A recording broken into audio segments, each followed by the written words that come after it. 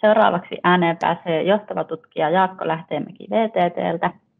Jaakko on Premed-hankkeen vetäjä ja hän tulee esittelemään kyseisen hankkeen kokemuksia biopankkia ja kansallisten rekisteri- ja aineistojen hyödyntämisestä. Ja Jaakon esityksen alkuun meillä on tässä taas tämmöinen pieni polli. Eli laitan tästä tänne chattiin ton linkin, mistä pääsette vastaamaan ja sitten laitan täältä näköiselle ton. Jaakko, mä vielä hetkeksi kappaan sulta ton näytön, niin saadaan toi polli näkyville.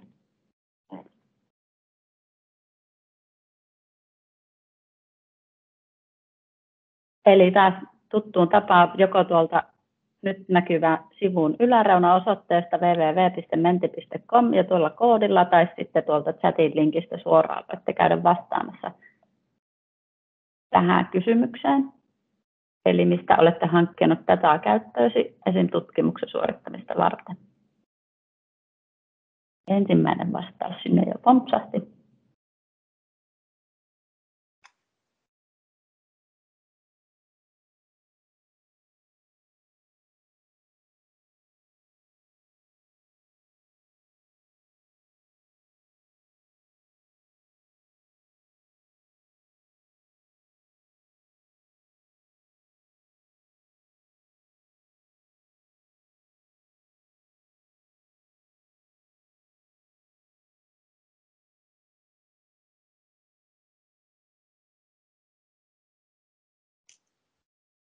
Nyt on jo parisenkymmentä henkilöä käynyt vastaamassa ja aika selkeästi näkyy kyllä, että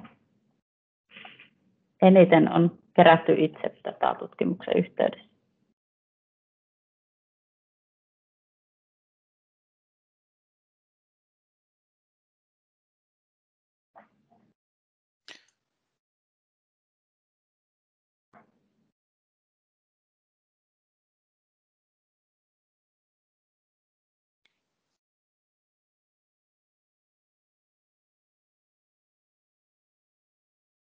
Näkyykö Jaakolle? Ne aika pienellä täällä nämä tekstit.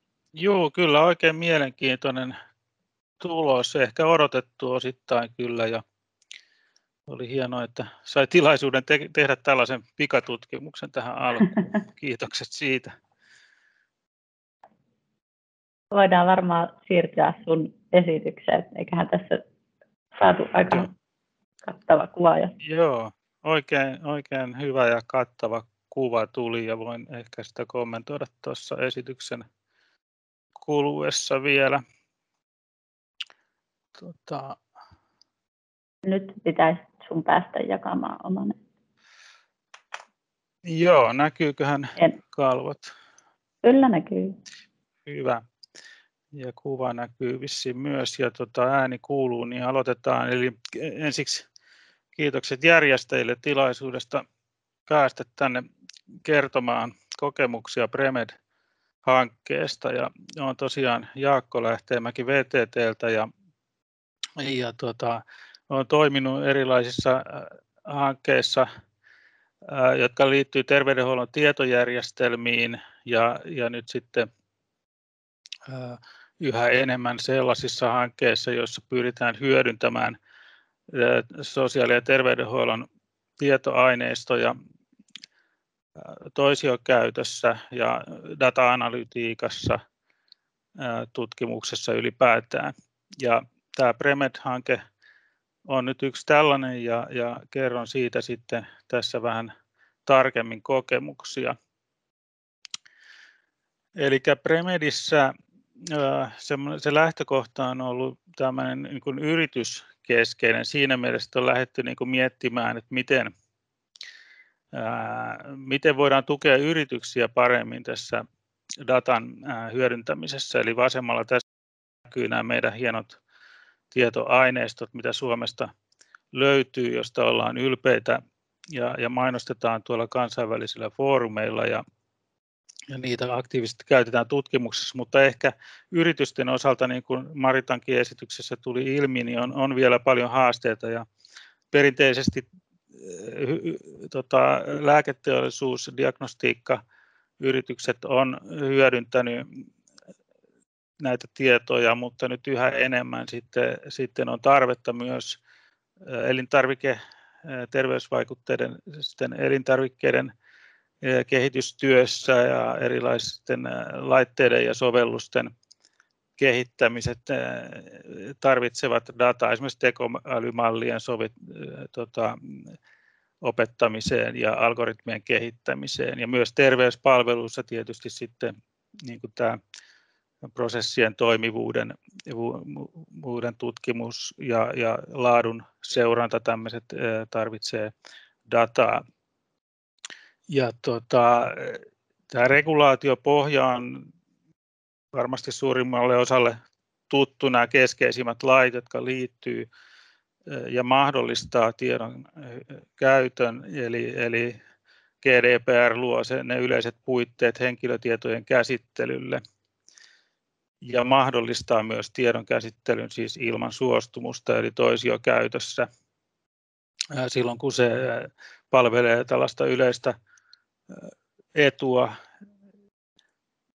ja tapahtuu niin kuin esimerkiksi tieteellisin metodein.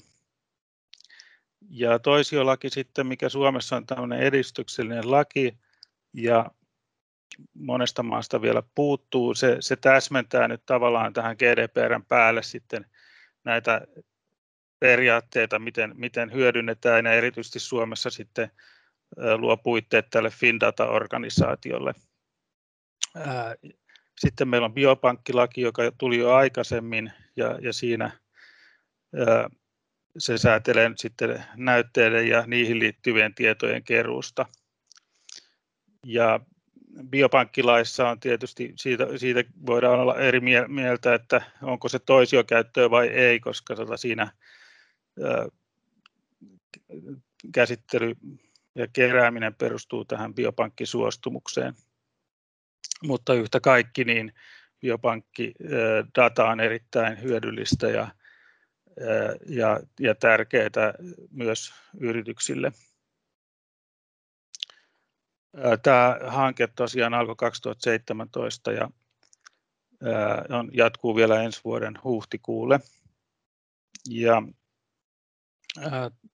meillä on siis tämä on Business Finland ja VTT:n pääasiassa rahoittama. Sitten meillä on yrityksiä, jotka on pienellä osuudella mukana tuossa logot tuossa alareunassa. Ja siis pyritään yleisesti tukemaan tämmöisen ekosysteemin syntymistä, jossa sitten tietoa pystytään joustavasti ja turvallisesti hyödyntämään Suomessa. Siinä on ollut erilaisia menetelmiä, haastatteluja ja selvityksiä, jossa on kartoitettu näitä tämän hetken pullonkauloja ja arvioitu näitä bisnesmalleja ja strategioita. Nyt sitten, mistä mä tänään kerron enemmän, on tämä biopankkitutkimus, eli me lähdettiin tekemään tämmöistä, sanotaan tässä biopankkitutkimukseksi, mutta siinä on käytetty myös muita näitä kansallisia rekistereitä ja potilaskertomusaineistoja, eli lähdettiin tekemään tämmöistä tutkimusta, jonka kautta sitten myös kerätään ihan tämmöistä hands-on experience-tyyppistä tietoa sitten tästä prosessin toimivuudesta ja haasteista. Eli tässä biopankkitutkimuskeississä niin tämä liittyy tämmöiseen niin kuin ihan hyvin käytännönläheiseen tilanteeseen, eli terveydenhoitoon, jossa määrätään lääkkeitä hyvin tyypillisesti, ja monet lääkkeet ovat henkilökohtaisista genomista riippuvaisia, eli tietyn genotyypin henkilöt voi olla, että jotkut lääkkeet ei sovi ollenkaan heille, tai sitten pitäisi käyttää erilaista annostusta kuin jollekin toiselle. Hyvin tämmöinen selkeä keissi ja sopii tämmöiseen tutkimukseen siinä mielessä, että tämäkin tietenkin vaatii lääketieteellisestä osaamista, mutta tämä on insinöörille semmoinen yksinkertaisesti ymmärrettävä tilanne, johon voidaan sitten soveltaa yksinkertaisia algoritmeja tämän tutkimiseen. Ja tokihan meillä on sitten tässä ollut lääketieteelliset neuvonantajat mukana myös. Eli tarkemmin ottaen tässä lähdettiin tutkimaan näitä antitromboottisia lääkkeitä, joista tiedetään esimerkiksi varfariinin, joka on se perinteinen lääke, verenohennuslääke. Tiedetään, että tämä yksi näistä kromosomi 10 geeneistä, niin siinä on eri muotoja, jotka sitten vaikuttaa siihen, miten tämä varfariini poistuu elimistöstä, eli jos se poistuu näillä tietyn genotyypin henkilöillä, niin joita itse asiassa on aika paljon, 35% suomalaisista, heillä varfariini poistuu hitaammin, jolloin sitten tämä antikoagulaatio eli verenohennusefekti on suurempi ja he voivat saada verenvuotoja helpommin. Eli tällaista asiaa on jo paljon tutkittukin, mutta ei välttämättä riittävästi. Ja sitten on vielä muita lääkkeitä, joita tämmöisiä uudempia antikoagulaatiolääkkeitä, joita sitten tähän tutkimukseen myöskin otettiin mukaan.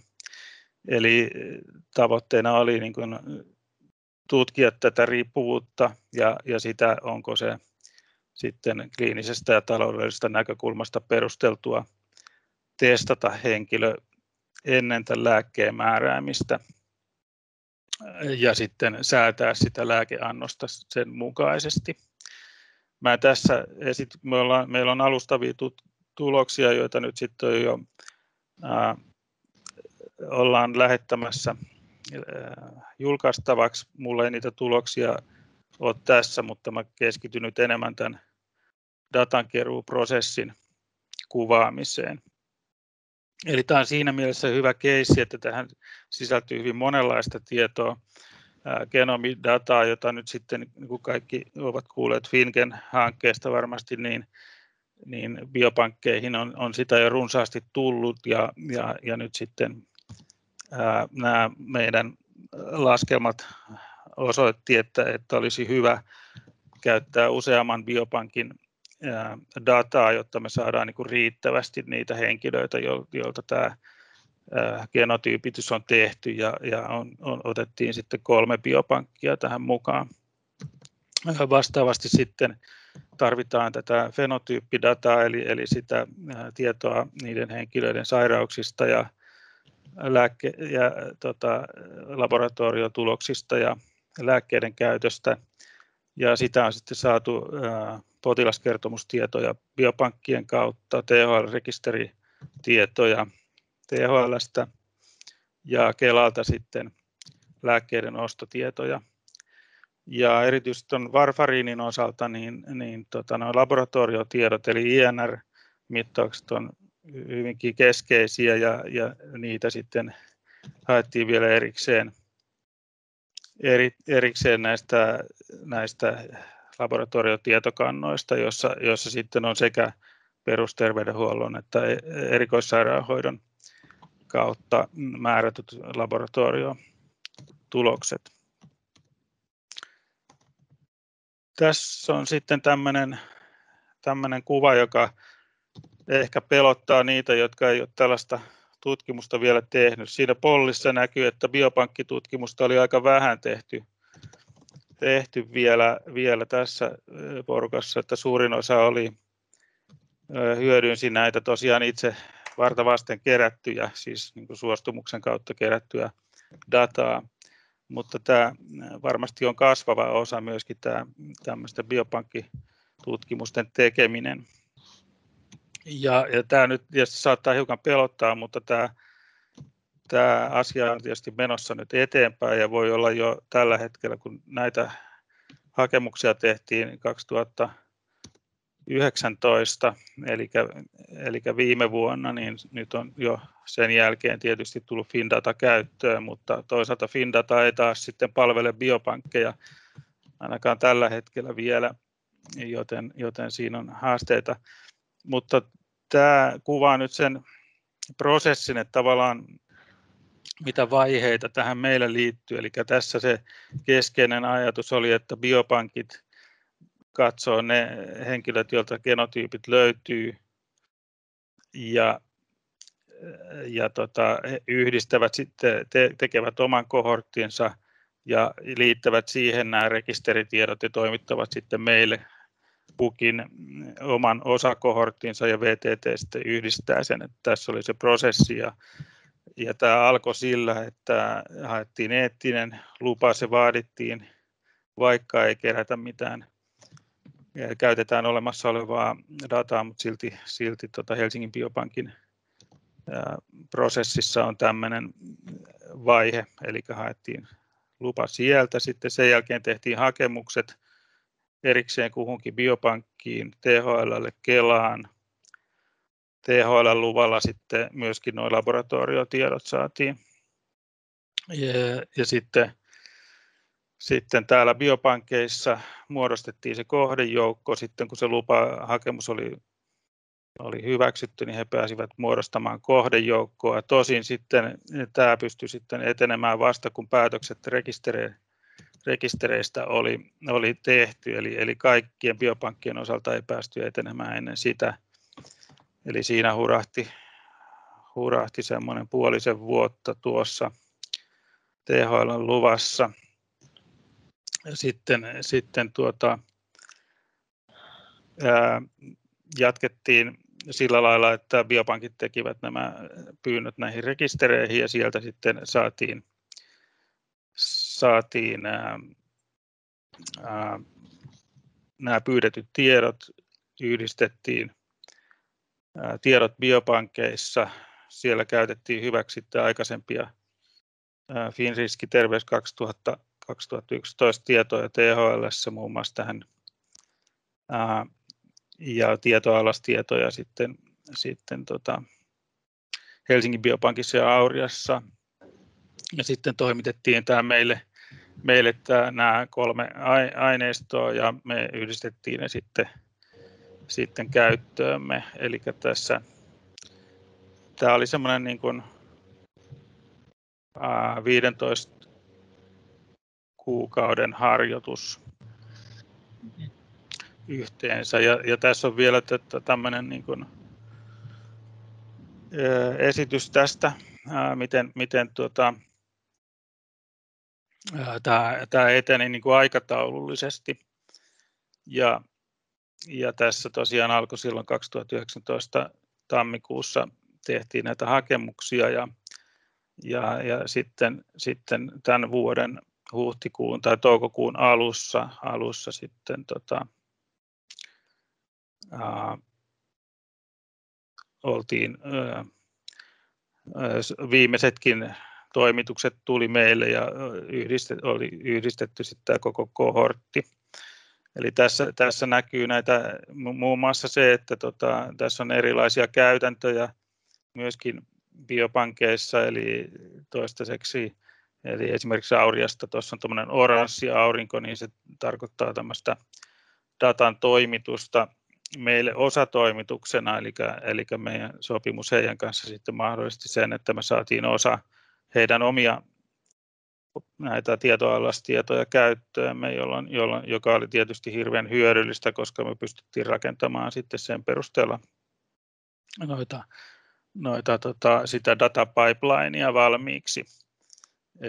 Eli tämä auttoi paljon, mutta sekään ei sitten kaikkien osalta sitten ollut mahdollista. Eli tässä on sitten myös paljon tätä viivotettua aluetta, joka tarkoittaa sitä, että ikään kuin prosessi odotti jonkun muun toimijan niin kuin, toimenpiteitä, eli käytännössä aika paljon tuo THL-rekisteri oli ruuhkautunut ja siellä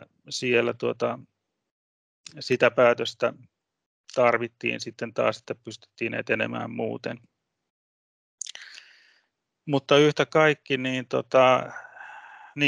ja sitten tähän sisältyi tosiaan nämä erilaiset sopimukset ja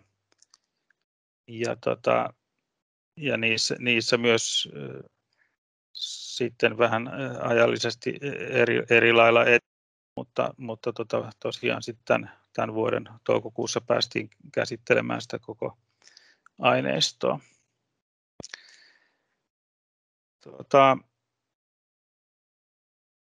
Sitten jos otetaan näitä niin kuin yhteenvetoa näistä havainnoista ja aloitetaan niin kuin ihan siitä niin kuin positiivisesta päästä, eli ehkä täytyy aina muistaa, kun ajatellaan, että meillä kaikki kestää ja muuta, niin kuitenkin Suomi on edelläkävijä tässä, että tällaista tutkimusta ei välttämättä niin kuin kovin monessa maassa ylipäätään pystytä tekemään.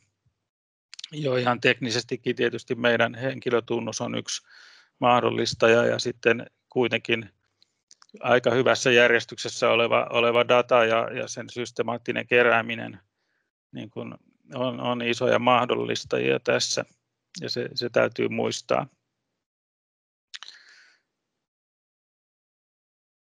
Ja myös tämä geenidatan, että meillä on nyt tosiaan FinGen-projekti tuottaa 500,000 suomalaisen geenitiedot. Tässähän ei tietenkään sitten tarvittu sitä 500,000, mutta että sitten kun niitä on paljon, niin sitten me saadaan tiettyjä inkluusiokriteerejä vastaten niin riittäviä kohortteja aikaan. Eli tässä saatiin 7,005 potilaan kohortti, siis näitä, jotka käytti varfariinia ja näitä muita tutkittavia 11 lääkettä, ja joilla oli sitten tiettyjä diagnooseja, niin kuin sydän- ja verisuonitautidiagnooseja, jotka oli tässä inkluusiokriteerinä. Ja tässäkin niin kuin siinä mielessä positiivinen asia, että me ylitettiin tämä ennakkoarvio, joka oli noin 6,000 ja päädyttiin noin 7,000 kokonaisuudessaan. Ja se voi vielä sanoa positiivisena kokemuksena tästä harjoituksesta, että henkilötasolla ja näin niin kuin erikseen ajateltuna kunkin rekisterinpitäjän kanssa, niin tämä yhteistyö niin kuin sujuu tässä oikein hyvin ja siitä jäi ihan hyvä maku. Totuus tietenkin on, niin kuin edellistäkin kuvaa katsoi, että tämä prosessi on pitkä ja tietenkin kun se on noin pitkä, se on myös työläs ja sitten se kolmas haaste on siinä se, että se on hyvin vaikeasti ennustettava, eli ennakolta ei osattu oikein missään niin antaa tai oli tiettyjä arvioita, mutta ne ei pitänyt sitten kuitenkaan paikkansa, eli tässä on niin kuin selkeästi tekemistä. Ja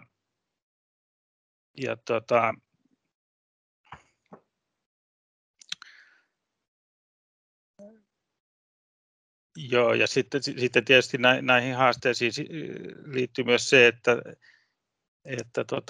sitä tietoa on niin kuin ennalta aika vähän olemassa, eli me ei välttämättä saada alussa heti tietää, missä muodossa niin kuin mistäkin lähteestä tiedot on tulossa, jotta se voitaisiin rakentaa tosiaan tätä datapiplinea sitten sen mukaan. Eli jos tässä katsotaan näitä haasteita vielä vähän tarkemmin ja mitä niiden suhteen niin kuin pitäisi tehdä ja voitaisiin tehdä, niin tässä on tämmöinen taulukko. Eli tosiaan tällä hetkellä ja tämän tutkimuksen kohdalla niin oli tarve asioida erikseen näiden rekisterinpitäjien kanssa ja ikään kuin ei pelkästään laittaa niitä hakemuksia erikseen, vaan myöskin tavallaan johtaa sitä prosessia, eli tavallaan ei ollut sellaista tahoa, joka olisi ottanut tämmöisen niin kuin keskitetyn johdon tässä hoitaakseen. Eli FinDatahan nyt on tulossa ja sitten se nyt voisi olla tämä yhden lukun palvelu.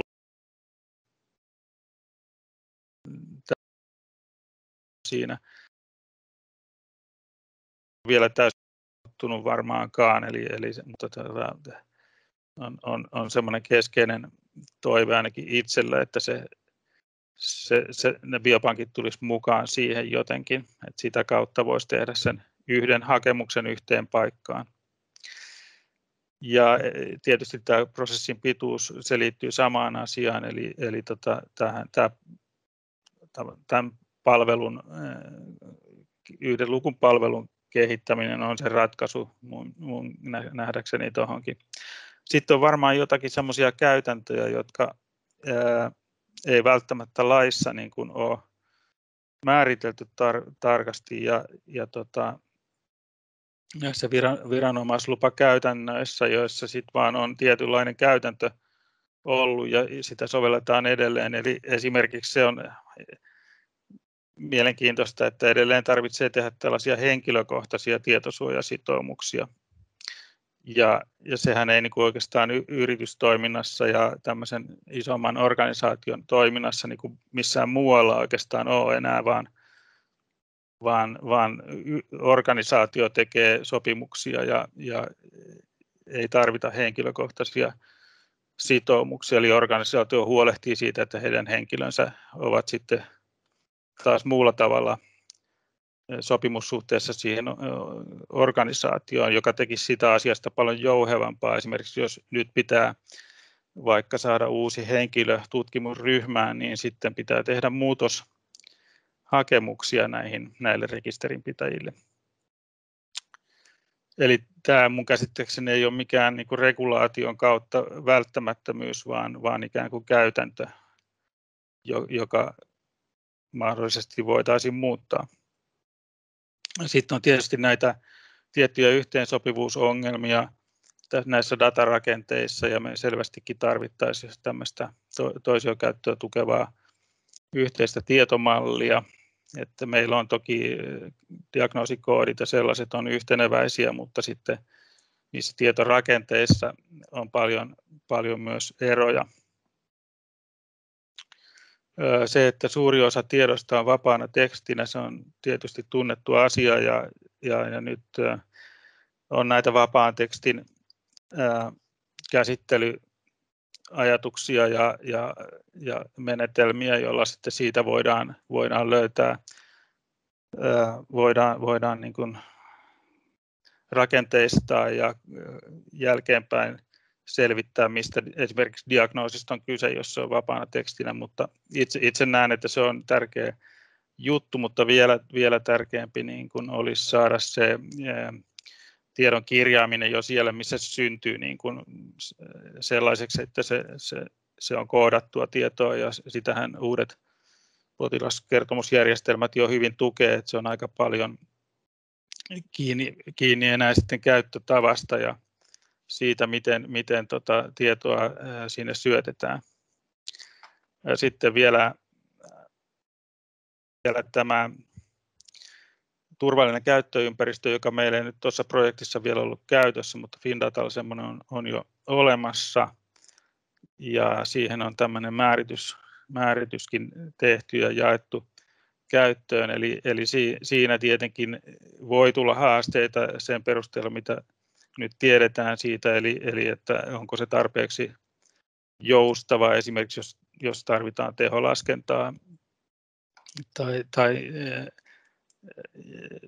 semmoista laskentaympäristöä, joka ei välttämättä ole ihan yhtä turvallinen, mutta on sitten taas tarpeen niin kuin isojen tietomassojen käsittelyyn, niin miten se toteutetaan, ja siellä eli erilaiset tämmöiset yksityisyyttä turvaavat teknologiat ovat varmaankin se ratkaisu, eli pystyttäisiin siirtämään sitten tietoa myös muihin järjestelmiin kuin tähän Findatan viralliseen käyttöympäristöön.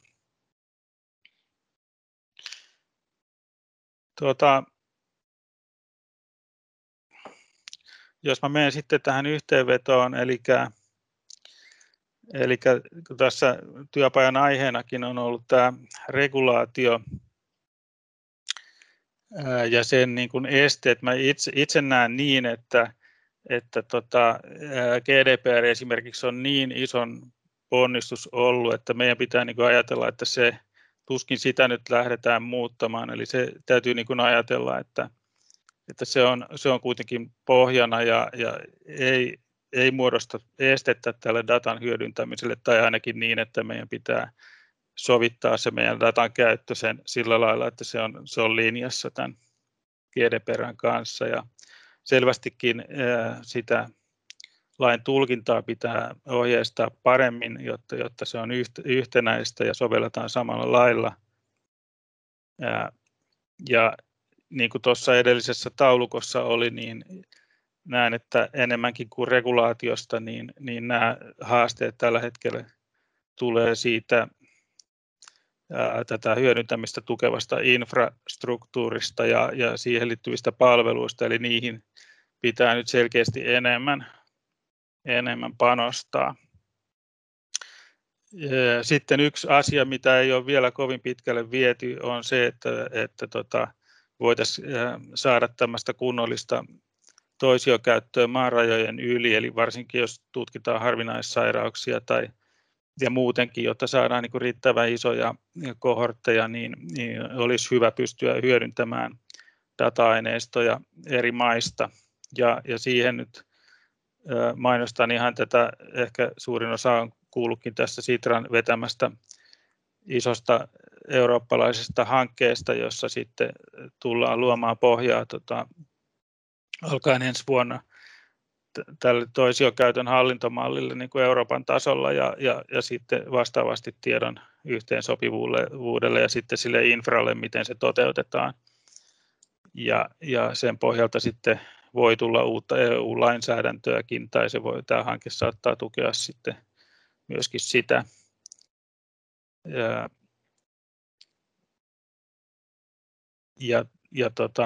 Ja tosiaan niin kuin tässä Suomen vahvuus on ollut se, että meillä on tämä toisiolaki jo, ja sitten meillä on Findata, joka on tämmöinen organisaatio, jota mahdollisesti sitten muissakin maissa tullaan perustamaan vastaavia, ja tämä toisiokäytön kansainvälinen toisiokäyttö voisi perustua siihen, että tällaisia organisaatioita sitten verkotetaan tämmöiseksi verkostoksi, jossa sitten voidaan tietoa jakaa silloin, kun se luvat on siihen tiedon käyttöön saatu. Mutta tässä oikeastaan se, mitä tässä olin Premedistä kertomassa, ja mielellään sitten otan kysymyksiä vastaan tähän liittyen. Kiitokset. Kiitos Jaakko. Ei ole ainakaan tänne chatin puolelle tullut tässä esityksen aikana kysymyksiä. Marittalla on käsi pystyssä. Ole hyvä, Maritta. Joo, kiitoksia Jaakko hyvästä yhteenvedosta ja myös siitä, että nostit esille myös näitä positiivisia asioita, kun tiedetään, että haasteitahan meiltä kyllä löytyy. Miten sä näkisit tämän tyyppisen hankkeen, mikä nyt ilman muuta vielä teillä on käytössä, että minkälaista ohjenuoraa tai miten nämä opit saada siirrettyä nopeammin seuraaville, jotka lähtevät tekemään samantyyppistä hanketta? Pystyykö näistä oppimaan? Onko semmoisia yleistyksiä, jotka nopeuttaisivat sitä aineistojen keräämistä ja saattamista yhteen? Onko sulla näkymää siitä? No tietysti jo tämä hanke itsessäänkin ja nämä kokemukset varmaan niin kuin on hyödyllisiä sitten seuraaville, jotka tekee. Kyllä mä ehkä sen ohjeen annan ainakin näissä nykysäännöissä, että täytyy aika pitkälle miettiä eteenpäin se. Esimerkiksi nyt niin kuin mainitsin sen, että jos henkilöitä muuttuu, niin sitten siitä tehdään uudet hakemukset rekistereihin, että aika laajasti ottaa ne mukaan jotka siihen on osallistumassa heti alussa ja miettii sen tutkimussuunnitelmankin riittävän laajana, että se ei rajoita sitten sitä tekemistä, koska tämä on niin iso onnistus tämmöisen data-aineiston kerääminen, että sitten sitä saman tien kannattaa tehdä aika laaja tutkimus mielellään, että vaikka ei olisi ehkä rahoituskaan vielä ihan selvä, niin rahaa voi sitten lisää, mutta sen suunnitelman muuttaminen on toistaiseksi aika hankalaa kesken.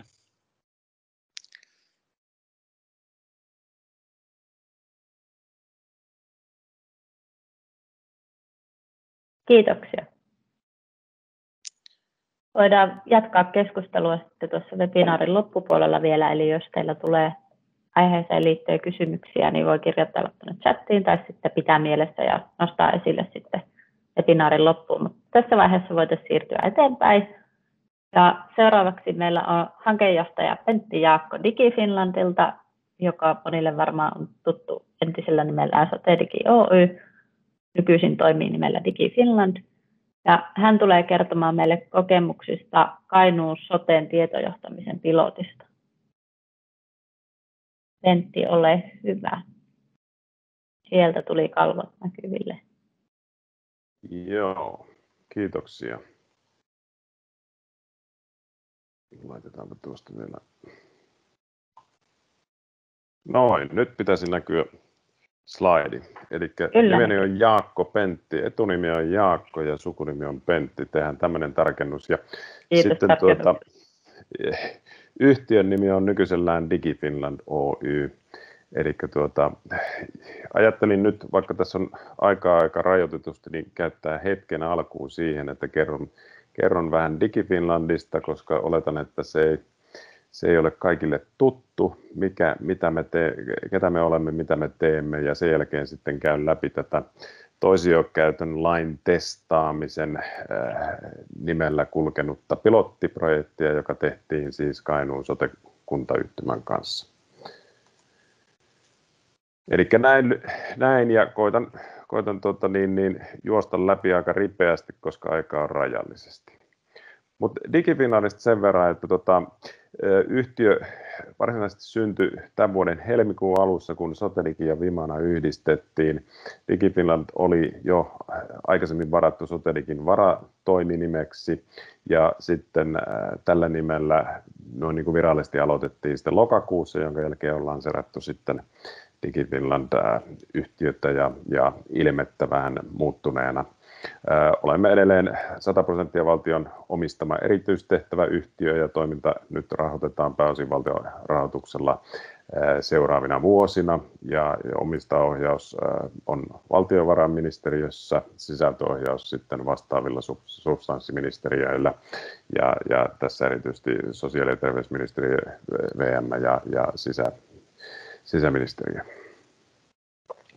Meidän visiona sujuva ja yhdenvertainen Suomi, kun katsotaan tuonne hiukan eteenpäin tulevaisuuteen 2025 ja eteenpäin. Ja missiona toteutamme yhdenvertaisia, vaikuttavia, haluttuja kansallisia ratkaisuja ja edistelemme digitalisaation toteutumista julkisella sektorilla yleisesti.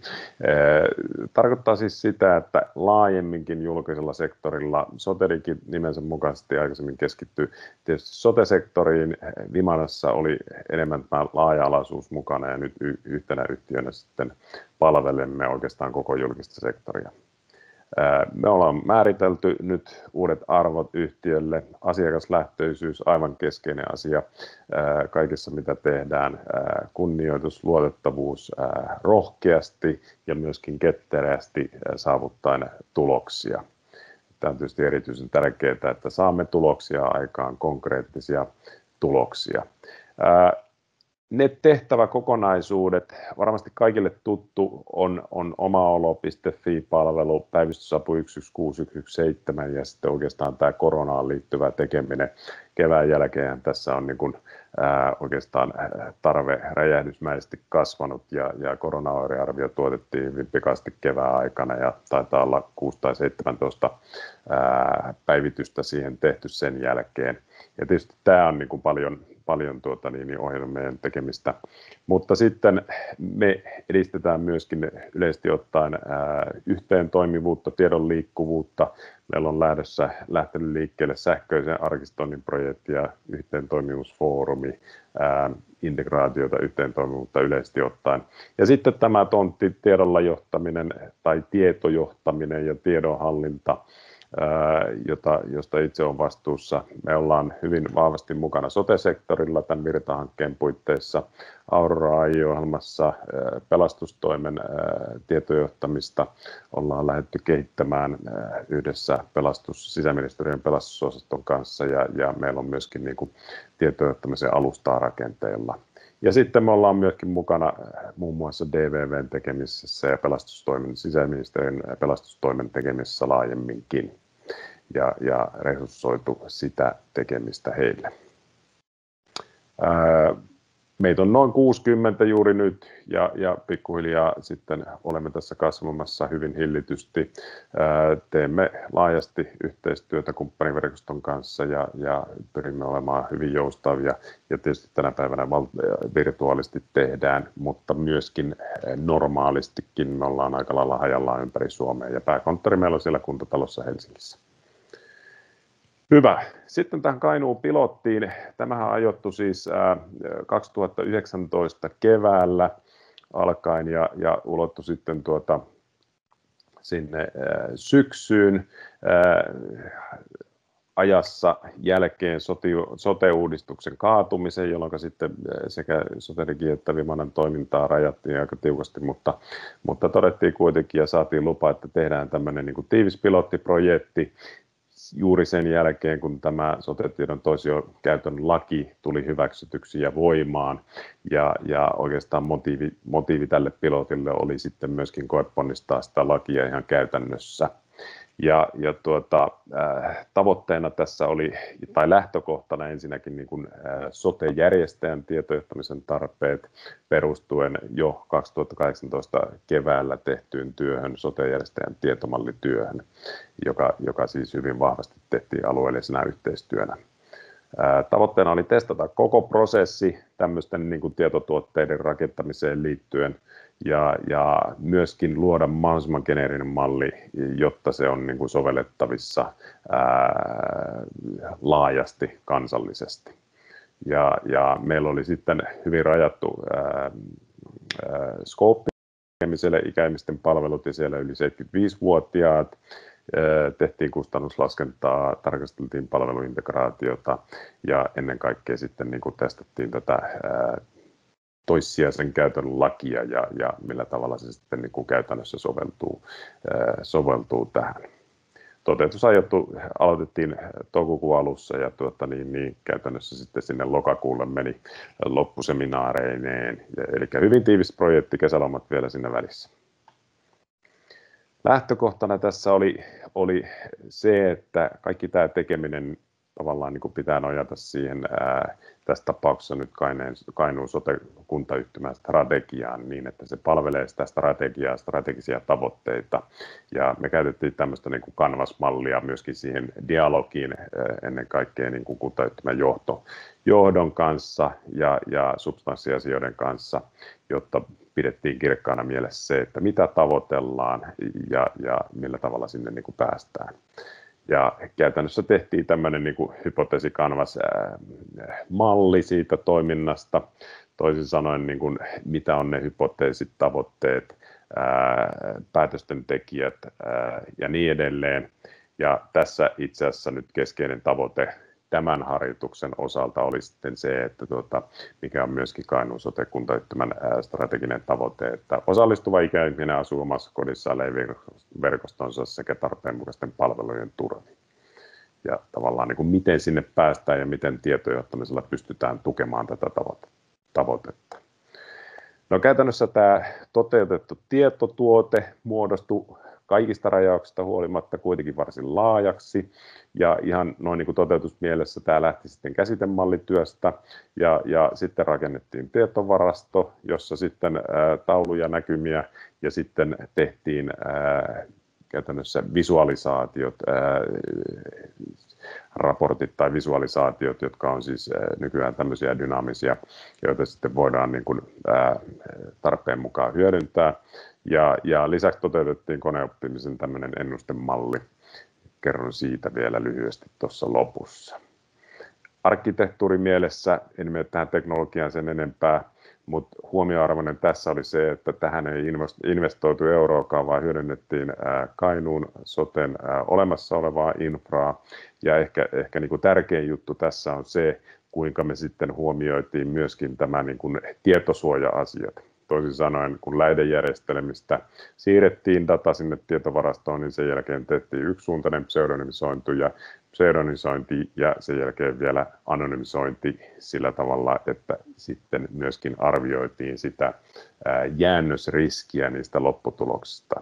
Eli siis mikä on se mahdollisuus, että sieltä pystytään sitten identifioimaan yksittäisiä henkilöitä, mikä sitten loppuviimeksi arvioitiin lähestulkoon nollaksi. Tietysti tänä aikana erityisen tärkeää huomioida sekä tietoturva- että tietosuoja-asiat ja jatkossa.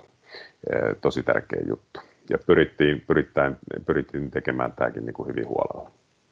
Ja sitten me vähän testailtiin erilaisia teknologioita siellä myöskin, että kuinka hyvin ne tähän niin kuin soveltuu ja sitä kautta niin kuin, pyrittiin rakentamaan myöskin sitä toteutusmallia. No, tässä on sitten otanta siitä sote-järjestämisen tietomallityöstä, varmaan osalle teille ainakin tuttua vuoden 2018 keväältä ja tavallaan niin kuin mihin asioihin tässä nyt keskityttiin. Tässä pilotissa nimenomaan niin kuin taloudellisuuteen, kustannuksiin, kustannukset per palvelu ja sitten palvelujen käyttöön yleisesti ottaen palveluiden integraation toteutumiseen. Jäi asioita, jotka jälkikäteen arvioiden olisi ehdottomasti ollut syytä olla mukana, saatavuus, odotusajat, tämän tyyppiset asiat. Ja myöskin sitten lähdejärjestelmiinkin liittyen kehityskohteita identifioitiin esimerkiksi niin kuin ostopalveluset eli tietojen saatavuuden osalta, omaishoidon kustannusten osalta, toimintakykytiedot, jotka nyt sitten Kainuun sote-alueella varsin hyvin on jo käytössä, mutta ei kuitenkaan niin kuin 100% kattavasti. Ja sitten meillä oli hankaluuksia tämän väestörekisterikeskusyhteyden osalta liittyen tähän niin kuin väestötietoon alueelta. Ja tässä on sitten Kainuun soten organisaatiokuva, tyypillinen tapa tarkastella asioita on niin kuin sen organisaation rakenteen mukaisesti, mutta nyt kun sitten mietitään tätä sote-järjestäjän tarvitsemaa tietoa, niin se on toki niin kuin paljon laajempi. Ehkä oleellinen juttu tässä on nimenomaan sen niin kuin palveluittain palvelurakenteen mukaisen tarkastelun osalta. Toisin sanoen niin kuin horisontaalisesti, jos ajatellaan ikäihmisiä, niin hän käyttää palveluita niin kuin hyvin laajasti koko skaalalla.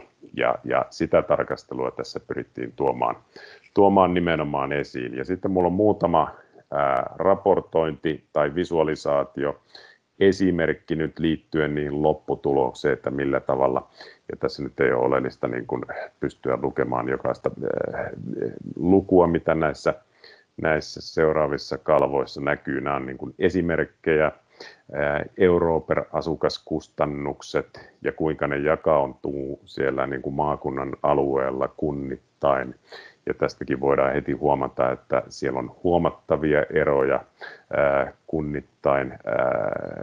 Ja sitten tietysti niin kuin se kysymys on, että miten sitä tietoa hyödynnetään ja mitkä on ne syyt siellä takana, miksi ne kustannukset vaihtelee niin merkittävästi. Ja tästä päästään sitten siihen niin kuin päätöksentekoon, joka tietysti sitten on siellä se asiaosaaminen siellä sote-kuntayhtymässä.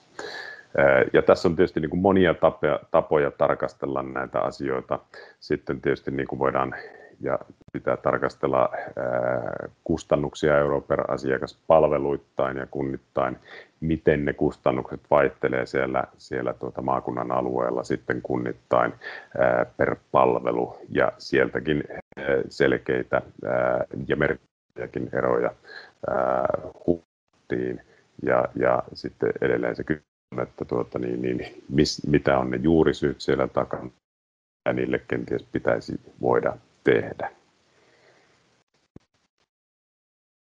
Yksi hypoteesi tässä harjoituksessa oli se, että päivystyksestä ohjaudutaan vahvasti sitten säännöllisiin palveluihin ja sitä tuotiin tässä havainnointiin sitten esille ja itse asiassa lopputulemana oli se, että se olettamus oli kuitenkin pääsääntöisesti väärä, että näin ei pääsääntöisesti tapahdu ja täällä oli sitten tarkasteltu esimerkiksi yli 75-vuotiaiden asiakkaiden mediaanihoitojakso pituus yksiköittäin siinä päivystyskäynnin jälkeen. Lisäksi meillä oli mukana tämä toimintakyky MAPLE 5-luokitusten mukaisesti ja tässä sitten arvioitiin kuinka nämä jakaantuu prosenttiosuudet asiakkaan kotikunnan mukaan ja kuinka ne jakaantuu sitten palveluittain. Ja täältä asiantuntijat pystyvät vetämään johtopäätöksiä ja arvioimaan näiden tietojen merkitystä ja kuinka niitä palveluja mahdollisesti pitäisi paremmin kohdentaa. No sitten vielä loppuun käyn hyvin lyhyesti edelleen tämän koneoppimisen mallin, mikä tässä niin kuin toteutettiin. Edelleen hyödynnettiin tätä Canvasta tämän asian hahmottamiseen ja muodostettiin se tavoite tälle koneoppimitukselle. Tunnistetaan 1 sekuntia etukäteen, milloin henkilö mahdollisesti ohjautuu seuraaviin palveluihin. Ja tietysti niin kuin tässähän tavoitteena olisi sitten päästä siihen, että voidaan siirtää näihin säännöllisiin palveluihin ohjautumisen ajankohtaa.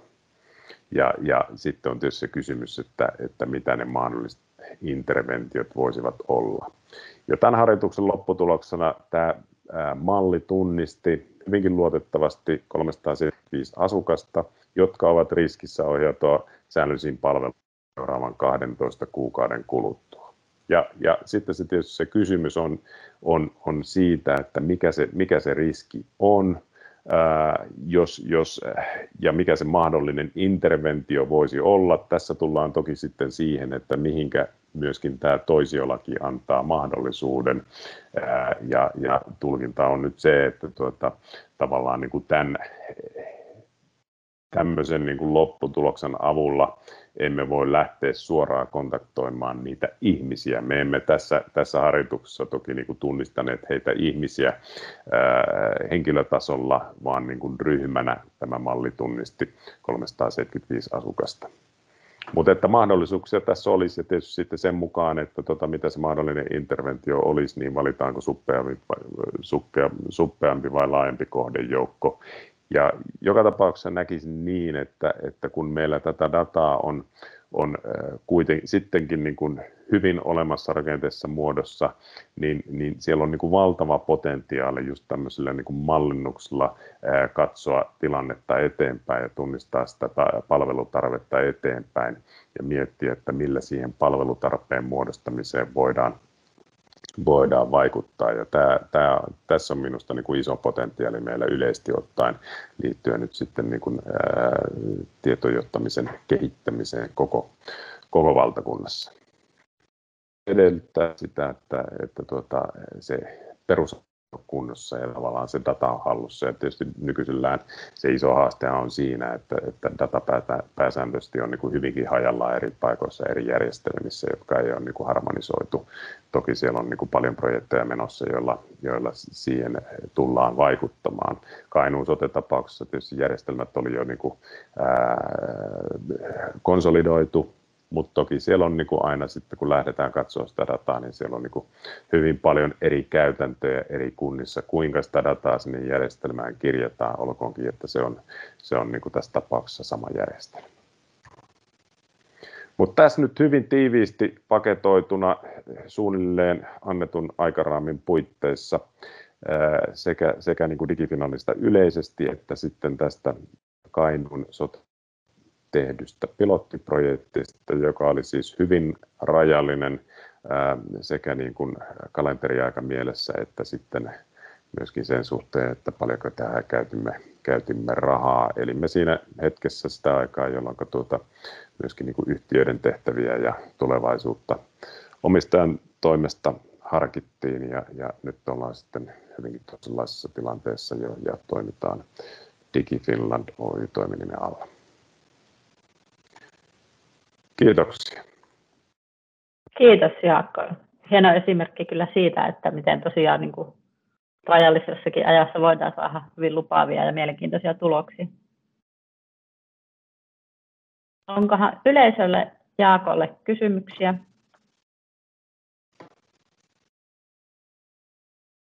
Jos Maritta sieltä nostaa taas kättä. Ole hyvä Maritta. No todellakin niin hyvä puheenvuoro ja niin kattava siinä mielessä, että nähdään konkreettinen esimerkki siitä tietojohtamisen näkökulmista ja siitä, että millä tavalla kuitenkin suht nopealla aikataululla saitte tuloksia aikaiseksi. Mainitsit siinä alussa, että toivoisit luovan sen tyyppisen mallin, että tätä voitaisiin niin geneerisesti hyödyntää. Minkälainen näkökulma nyt on tämän esimerkin kautta esimerkiksi näiden muiden alueiden osalta? Kuka skaalaa tämän tyyppistä tekemistä nyt sitten Suomessa? Onko se teidän tehtävä? Voidaan sanoa, että kyllä. Nythän meillä on me ollaan hyvin vahvasti mukana tässä STM:n asettamassa Toivo-ohjelmassa, jossa on oikeastaan 2 puoliskoa. Siinä on tämä valtava hanke, jossa on kansalliset toimijat THL, Kela, Valvira, ja sitten on Virta-hanke, jossa toimimme me. Ja meidän tehtävä oikeastaan lyhyesti sanottuna siinä onkin nimenomaan niin kuin koordinoida yhdessä näiden hyvinvointialueiden kanssa sitä tietojohtamisen kehittämistä tavalla, joka tuottaa sitten vertailukelpoista tietoa sieltä alueelta. Toisin sanoen on tärkeää, että meillä on niin kuin yhteinen käsitteistö. Ja nyt ihan suoraan tästä Kainuun pilottikeisistä on otettu se käsitemalli työpohjaksi, mitä siellä on tehty, ja sitä sitten viedään eteenpäin tiiviissä yhteistyössä THL:n kanssa sillä tavalla, että meidän roolina on varmistaa, että kaikki ne toteutukset, mitä alueella tehdään, niin perustuu ensinnäkin samaan käsitemalliin. Toinen osa-alue, missä meillä on keskeinen rooli, liittyy tähän niin kuin sote-tietopakettien käyttöönottoon alueilla. Ja 3. asia liittyy kustannuslaskennan periaatteisiin. Meillä ei kansallisesti ole yhteistä mallia kustannusten kohdentamiseen, ja jos sellaista malleja ei ole, niin kaikki ne eurot, mitä esitetään tuolta alueelta, niin ei ole sitten vertailukelpoisia keskenään. Eli nämä on niin kuin, mun mielestä niin kuin näitä keskeisen tärkeitä juttuja, missä me ollaan mukana, ja meillä on nyt siinä niin kuin useamman henkilön tiimi sitten työskentelee hyvin tiiviisti yhdessä näiden hyvinvointialueiden kanssa ja luonnollisesti myöskin sitten tiivistä yhteistyötä sekä THL:n, Kelan, Valviran että STM kanssa. Joo, tämä kuulostaa tosi hyvältä niin kansallisena toimintana, ja HYTR-ohjelmanhan tavoitteena ja tämän Altikka-verkoston tavoitteena on tuoda sitten sitä näkemystä myös siihen tekoälyn koneoppimisen saamista mukaan näihin sote-tietojohtamisen ohjelmiin, eli juurikin sinun mainitsemin ohjelmiin. Eli sitä rajapintakeskustelua nyt käydään ja tullaan rakentamaan nyt tämän analytiikkaverkostonkin teissä. Ja ollaan varmaan yhteydessä myös sinuun tässä aihealueessa. Joo, oikein hyvä. Olen mielelläni mukana kaikissa tätäkin aihetta koskettavissa keskusteluissa. Ja niin kuin tuossa lyhyesti mainitsin, niin nythän me ollaan myöskin vastaavaa asiaa tekemässä pelastustoimen kanssa, jossa myöskin tämä tietojohtamisen kehittäminen on nyt isosti agendalla ja siinä on tietysti niin kuin hyvin kiinteä sitten yhteys ja linkki myöskin tähän sote-sektoriin ja ennen kaikkea sieltä niin kuin ensihoidon kautta. Että ollaan myöskin siinä mukana. Joo, hyvä. Kiitoksia. Juuso Rahkolalla oli täällä myöskin käsitystys. Ole hyvä, Juuso. Joo, kiitos. Juuso Rahkola Kelalta. Oikeastaan voisin vähän vielä tarkentaa tähän kansallisen niin kuin, tietojohtamisen alustaan, mikä oli tuossa niin kuin ensimmäisessä mailissa tai slaidissa, että onko se nyt niin kuin teidän näkökulmasta nimenomaan juuri tätä tämmöistä niin kuin tietosisältöjen yhdistämistä, mitä mainitsit, eli käsitemallien ja kustannuslaskennan perusteiden ja sote-tietopakettien käyttöönottoa ja tämän tyyppistä, vai onko siinä niin kuin tarkoitus tehdä jonkinnäköinen niin kuin tekninen ratkaisu myös, jota sitten niin kuin alueet käyttäisivät tämän niin kuin tietojohtamisensa tarpeisiin? No, tämä on tietysti niin kuin, tässä meillä on joka tapauksessa niin kuin syytä nyt sitten keskustella myöskin sekä niin kuin THL että Kelan kanssa, että voisiko meillä olla niin kuin siinä teknisessä mielessä roolia myöskin niin kuin sillä sektorilla. Joka tapauksessa me tehdään nyt ihan fyysinen tekninen alusta, joka ensivaiheessa palvelee nyt sitä pelastustoimea. Siellä tarvitaan siis kaikki ne välineet, tietoaltaasta lähtien tietovarastoja tarvittavat välineet. Sen lisäksi se konkreettinen tarve liittyy myöskin tähän Aurora AI-ohjelmaan, jossa me lähdetään tekemään tämmöistä niin kuin ihmiskeskeisen tietojohtamisen tiedonkeräystä ja siihen liittyviä sovelluksia, ja se tarvitsee sitten oman alustansa. Ja sitten se kysymys on, että olisiko meillä syytä olla roolia sitten liittyen myöskin tähän niin kuin sote-sektoriin. Nythän meillä tänä päivänä on joka tapauksessa tilanne, että me emme voi suoraan näitä alustoja sitten lähteä toimittamaan tuonne alueelle, koska meiltä puuttuu se sidosyksikköasema. Sitäkin meiltä on jo kysytty, mutta se ei nyt vaan niin kuin teknisistä syistä ole niin kuin tänä päivänä mahdollista. Mutta ideanahan tässä on kuitenkin se, että kun näitä alustoja vähän tuntuu syntyvän niin kuin eri puolilla, jotka loppuviimeksi on sitten kuitenkin niin kuin palvelee hyvin samankaltaisia asioita, niin olisi tietysti niin kuin noin niin kuin kansantaloudellisestikin järkevää, että niitä tehtäisiin keskitetysti ja me ollaan niin kuin siitä asiasta hyvin laajastikin tässä keskustelemassa.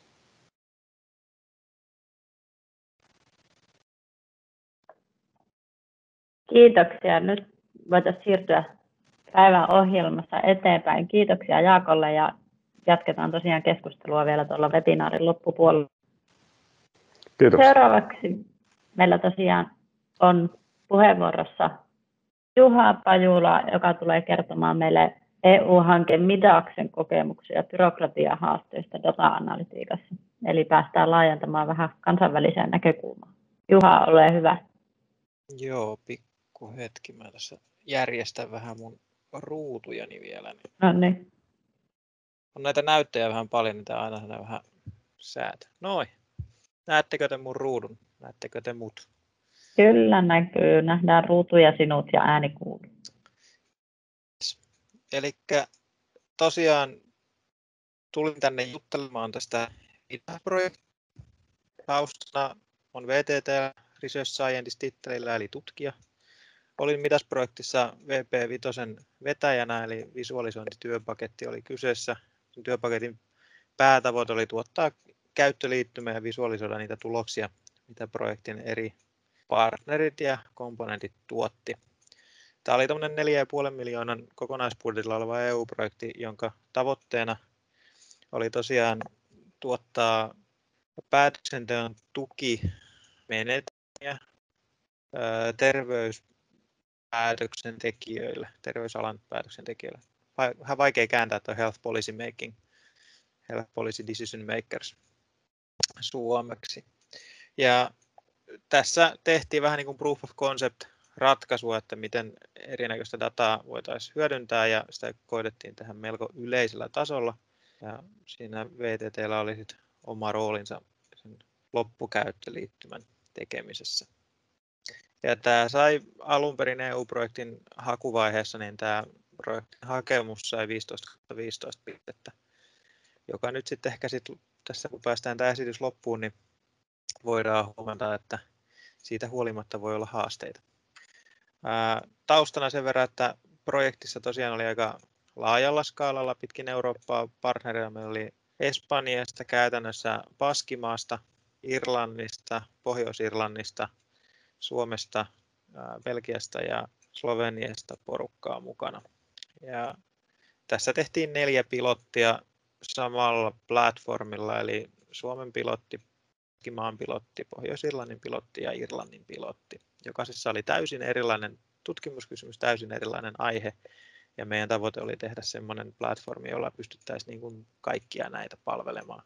Keskeisessä roolissa siinä teknologisessa ratkaisussa oli tuo Analytics Engines, pienehkö yritys tuolta Pohjois-Irlannista, jolla oli tämmöinen datan virtualisointiplatformi, joka on siis heidän käytännössä tuote, perustuu avoimen lähdekoodiin softiin, minkä he olisivat tehneet hiukan päälle semmoisia pieniä palikoita. Ja ajatus oli tosiaan, että me pystyttäisiin virtualisoimaan dataa. Se ei aivan sitten toteutunut, mihin päästään hetken päästä. Taustalla, kun nyt ymmärretään, mitä tässä oli tämmöisiä toimijoita, niin tämä oli tosiaan erinäköisiä valtion toimijoita, että oli näitä Department of Healthia Pohjois-Irlannista, vastaava toimija Irlannista, Republic of Ireland, jos toi Roy häiritte jonkun ajatusta. Sitten tässä oli tarkoitus katsoa MyDatan näkökulmaa tähän aiheeseen, ja tämä oli hyvin vahvasti Oulun yliopiston puolella tämän projektin osalta. Sitten meillä oli Suomesta THL ja VTT, Oulun yliopiston lisäksi myös mukana, ja THL oli nimenomaan datan tarjoajana projektia varten. Ja nyt mä alleviivaan tässä kohtaa tätä, että meillä oli tämmöinen yksi toimija, joka täällä on merkattu, että tämä on City of Oulu on non-funded observer members. Ja sitten päästään siihen tuossa myöhemmässä vaiheessa, miksi se oli lopulta vähän niin kuin ongelma. Ja täällä nyt Marittaa, meilläkin on ollut täällä myös observer memberinä suhteessa MyDataan. Ja sitten mennään eteenpäin, niin konseptitasolla tosi korkealla. Projektin ajatus oli siis tuottaa hyvin heterogeenisestä datasetista, myös laajasti hajonneesta datasetista, tai ei ehkä tässä puhutaan dataseteista, mutta todellisesta datasta. Meillä ei ollut edes datasetteja alkuvaiheessa. Ja sitten piti olla tämä meidän uskomattoman hyvä platformi, joka toteuttaa sitten kaikenlaista, ja sitä myöten me pystyttäisiin tuottamaan ratkaisuja näille osallistuville loppukäyttäjätahoille. Eli tässä oli se erikoisuus tavallaan useampiin muihin EU-projekteihin, että meillä oli tämä Policy Board oli mukana ihan niin kuin maksettuna projektipartnerina, eli meillä ei ollut me ei kyselty tavallaan projektin ulkopuolelta, että miten te näkisitte tämän, vaan meillä oli mukana partnereita, aika paljonkin partnereita, jotka käytännössä oli ihan näitä loppukäyttäjiä, ei pelkästään datan tarjoajia, vaan sellaisia tahoja, jotka voisi käyttää tämmöistä platformia, mitä me tässä kehiteltiin. Ja sitten kun mentiin tästä korkean tason kuvauksesta, päästään siihen, että mihin me päädyttiin. Tämä on nyt melko tekninen kuvaus, ei mennä kauhean syvälle tähän, mutta vaan niin kuin esimerkkinä, että tämä oli, mitä me lopulta tehtiin. Ja semmoisena huomiona niille, jotka ymmärtää teknologista ratkaisusta, niin tässä oli periaatteessa jokainen näistä alimman closed intranet-palikoista, niin nämä oli jokaisen tämmöisen pilottikeissin oma ratkaisu, oli siellä sisällä siinä järjestelmässä, lokaaliratkaisu, johon otettiin yhteyttä sitten meidän geneerisen käyttöliittymän puolesta. Eli käyttöliittymä tunnisti käyttäjästä, että mihin pilottiin tämä käyttäjä kuuluu, ja otti sitten sen mukaisesti siihen pilottiin yhteyttä erinäköisten teknisten ratkaisujen avulla. Lisäksi meillä oli tämmöisiä suoraan globaalissa internetissä olevia resursseja, joita pystyttiin myös tuomaan siihen käyttöliittymän hyödyksi. Periaatteessa oltaisiin voitu varmaan teknisesti tuoda myös tänne ihan laskennan hyväksi, mutta sitä ei loppuviimein tässä projektissa sitten päästy tekemään. Ja miltä se näytti sitten se lopullinen tuotos, niin tässä on kuvankaappaus. Alleviivaan nyt, että ei ole tarkoitus nähdä, mitä tuossa on, mutta tämä oli web-selaimessa toimiva tämmöinen applikaatio, johon käyttäjä pystyi valikoimaan erinäköisiä valmiiksi määriteltyjä analyysejä valmiiksi määriteltyille dataseteille. Ja nämä sitten tuotti tämmöisiä graafeja, joita pystyi itse järjestämään omalla halullaan tämmöiseen laatikoihin, ja näitä pystyy skaalaamaan näitä laatikoiden koko ajan, siirtelemään järjestystä ja kommentoimaan ja muuta. Ja se, mikä tässä oli se hienous, että kun tämä oli kerran tehty tämä tämmöinen dashboard, niin kuin tässä nimitettiin näitä, niin se dashboard, kun sen avaa uudestaan, ja jos nyt olisi ollut, että olisi ollut oikeassa tilanteessa, että meillä olisi data päivittynyt, ja kyllähän se siinä projektin aikana jo muutaman kerran eri piloteissa päivittikin, niin sen päivityksen jälkeen nämä kaikki numerot uudistuu, koska joka kerta kun ne dashboardi latasi, niin se kävi laskemassa uudestaan ne tulokset siihen näkyvillä. Eli nämä ei ollut mitenkään niin kuin ennakkoon fiksattuja nämä tulokset, vaan ne tuli joka kerta, kun tämä päivitettiin tai paino F5 selaimessa, niin joka kerta nämä laskettiin uusiksi kaikki. Toki käytännössä isommilla aineistolla se olisi voinut olla vähän hidasta, jota teknisesti ei ehkä lopullinen ratkaisu, mutta tämä oli proof of concept. No, sitten päästiin näihin haasteisiin. Suomen pilotissa meillä tuli ensimmäisenä haasteena, että vaikka oli alun perin kovin puhuttu ennen projektin alkuvaiheessa, että THL voisi tuottaa meille jonkunnäköisen pseudonymisoidun datasetin Suomen pilotin aiheesta, joka oli nuorten syrjäytyminen ja mielenterveysongelmat, jos en ihan väärin suomeksi tätä muista, niin meille tuli vastaan sitten loppuviimein THL:n tietoturvaihmisten ja muiden kautta, että eihän me voida sellaista datasettia sieltä saada ulos. Sen pitää olla anonyymimpi. Ja sitten se pyyntö, mikä tässä määriteltiin, että mitä kaikkia muuttuja tarvittaisiin, niin se osoittautuu olemaan niin laaja, että sitä ei olisi pystytty anonymisoimaan. Ja THL:lle oli varjattu käytännössä tämmöinen, en sanoisi, policy decision maker roolissa oleva budjetti, joka oli hyvin pieni. Ja käytännössä THL:llä ei olisi ollut omia resursseja tai ei olisi ollut tarpeeksi budjettia tehdä tätä poimintaa ja anonymisointia ja kaikkea muuta tämmöistä olisi tarvittu itse. Ja kuitenkin sitten THL oli ainoa taho, joka olisi sen voinut tehdä, koska ne pitää tehdä THL sisällä. Toinen ongelma tuli se, että tämä projekti alkoi juuri ennen GDPR:n voimaantuloa ja sittenhän me juostiin pää edellä GDPR-seinää hyvin monessa pilotissa, käytössä kaikissa enemmän tai vähemmän. Ja Suomen kohdalla tarkoitti sitä, että loppuviimein Oulun kaupunki ei pystynyt antamaan meille mitään dataa, vaikka niin oli alun perin puhuttu, koska he havaittiin, että heillä oli tiettyjä rekisterikuvauksia ja muita, jotka ei ollutkaan vielä ihan täysin GDPR-yhteensopivia siinä vaiheessa, kun me oltaisiin tarvittu dataa, ja tänne ei ollut vetämään täysin jarrun pohjaa ja pudottautumaan pois. Ja toisaalta Oulun kaupungilla oli se ongelma, että ne oli nyt nimenomaan tässä supporting partner roolissa ja ei ollut minkäännäköistä budjettia tehdä mitään suurempia muutoksia. Paskimaa olisi toteuttanut asian tosi nopeasti ja hienosti, mutta sitten loppuviimein niiden paikallisen biopankin, joka oli tämä datanomistajapartneri, niin heidän yksi lakimies käytännössä lähestulkoon teilasi koko projektin niin, että se meinasi peruuntua koko pilotti. Ja johtuen lähinnä siitä, että meillä oli tämän biopankin johtaja, niin kuin tämä avainhenkilön siltä päin, hän käytännössä runnoi sen läpi sitten tämän projektin, mutta se aiheutti hyvin pitkään viiveen ja se käytännössä aiheutti myös sen, että ne perusti tämmöisen honest broker-mallin Paskimaahan tätä datan tavallaan lupakäsittelyä varten, joka itse asiassa muistuttaa Findataa jossain määrin. Ja tämä honest broker itse asiassa lainattiin Pohjois-Irlannista, jossa heillä on toinen, siellä sairaanhoitopiirillä on tämmöinen, tai tämä HSCNI, Health Service, mä en muista mistä se lyhenne tulee, mutta he on perustanut jo muutamia vuosia takaperin, se oli silloin ihan uusi, kun Midas alkoi, ja heillä oli tämmöinen honest broker-malli olemassa, ja sitä sitten lainattiin Paskimaahan, ja se perustettiin, sitä voidaan sanoa, että se on niin kuin ehkä Midas-projektin tuotos, että Paskimaassa on tämmöinen toimiva malli olemassa nykyään. No sitten päästään tänne näihin brittipartnereihin. Tähän oli tosiaan Ulsterin yliopiston vetämänä, eli Pohjois-Irlannin pilotti oli tavallaan olisi ollut ehkä se pääpilotti, mutta sitten siinä tuli muutamia muita haasteita. Mutta nyt jos pysytään näissä byrokraattisissa haasteissa, niin meillä oli, tämä on osittain byrokraattinen, osittain myös ihan henkilöstöresurssiasia, mutta oli alkuun Irlannissa tosi aktiivisia paikallistoimijoita nimenomaan näin kliinisillä partnereilla, ne kertoo mitä he haluaa ja mitä he pystyvät tarjoamaan ja mitä dataa on, mutta sitten loppuviimein siellä vähän vaihtui ihmiset projektin aikana ja puolessa projektiin meillä alkoi olla vaikeuksia saada ketään kiinni sieltä. Tai kukaan ei ehtinyt oikeastaan niin kuin auttaa meitä sen enempää.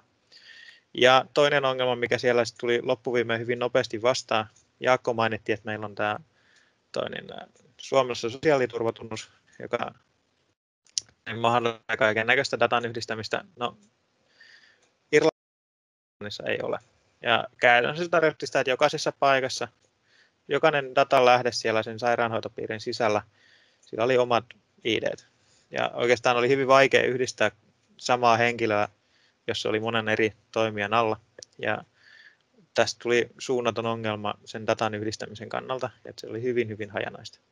Ja toinen ongelma oli se, että meidän oli tosi vaikea saada VPN-yhteyksiä pystytetty sinne, koska tässä oli ihan älyttömän iso byrokratia, ja heillä siellä oli tietoturva-ihmiset pistäneet melkoisen rajoituksen päälle, että mitä saa tehdä ja mitä ei saa tehdä. Ja tästä jouduttiin käymään aika paljon keskustelua.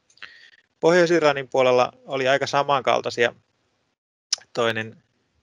ongelmia, että meillä oli vähän haasteita ymmärtää, mitä loppuviimein sieltä tuli hyvin korkealla tasolla alkuun pyyntöjä ja vaatimuksia, että tämmöisiä juttuja pitäisi ratkaista, mutta sitten loppuviimein se keskustelu siitä, mitä äskeisessä esityksessä Jaakolta, muistanko mä oikein, Pentin mä muistan sukunimen, mutta mitä kuultiin siitä, että pitää kuulla sitä loppukäyttäjää, ja meillä oli ongelma, että loppukäyttäjä alkuun kertoi, mitä halusi, mutta sen jälkeen lopetti keskustelemisen. Ja myös täällä oli se ongelma, että data oli hyvin hajanaista, että sitä oli vaikea yhdistää. Ja se tuotti sitten omat haasteensa. No, sitten päästään siihen, millä me näitä ratkaistiin, niin Suomessa VTT lainasi budjettia THL:lle. Käytännössä mä tulin THL:n tiloihin yhden toisen kollegan kanssa työskentelemään THL:n avuksi, ja me siirrettiin jonkun verran budjettia THL:lle, ja tämän tuloksena me keksittiin THL:n aiemmista tutkimuksista pohjautuen tämmöinen uudenlainen tapa tehdä anonymisoitu datasetti, joka käytännössä tarkoitti sitä, että me muutettiin datan formaatti täysin ja hävitettiin sieltä se yksilötaso loppuviimein. Tämä on edelleen työn alla, että saataisiin se jossain vaiheessa myös julkaistua julkisesti ulos. Ja toisaalta kun Oulun kaupunki hävisi, niin sitten Jarmo Pääkkönen Oulun yliopistolta teki ison työn ja kävi läpi tilastokeskuksen avoimet datat, ja niistä poimittiin sopiva datasetti sitten avoimen datan kannalta, että saatiin tehtyä demonstraattori myös Oulun kaupungin näkökulmasta. Baskimaassa tosiaan se suurin ongelma oli se lakipuoli, ja siellä ne lainasi tämän Honest Broker-mallin ja pystytti sen sinne biopankkiin, ja loppuviimein se poisti sen ongelman siitä lakiongelmista, eli niillä oli käytännössä sellainen boardi, joka teki päätöksen siitä datan luovuttamisesta ja sen järjestelmän pystyttämisestä.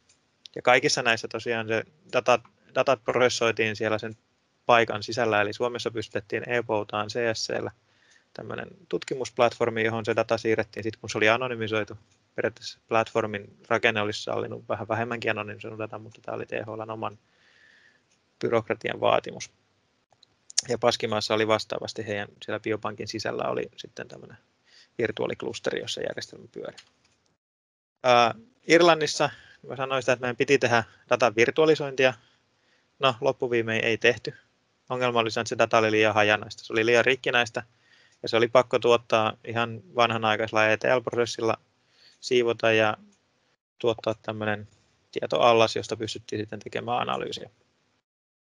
Ja meillä ei oikein ollut tietoa siitä, mitä loppukäyttäjät siinä loppuvaihe-projektin puolella niin me jouduttiin aika pitkälti nojaamaan siihen, mitä me aluksi tiedettiin ja mitä meidän eri tutkimustiimit eri partnereilta osassa aiheesta sanoo omasta näkökulmastaan, että me ei voida olla ihan varmoja, että tuotettiinko me nyt semmoisia tuloksia, semmoisia analyysejä sinne, mitä se loppukäyttäjä olisi oikeasti halunnut, koska tämä enää sitten loppuvaiheessa projektia kommentoimaan.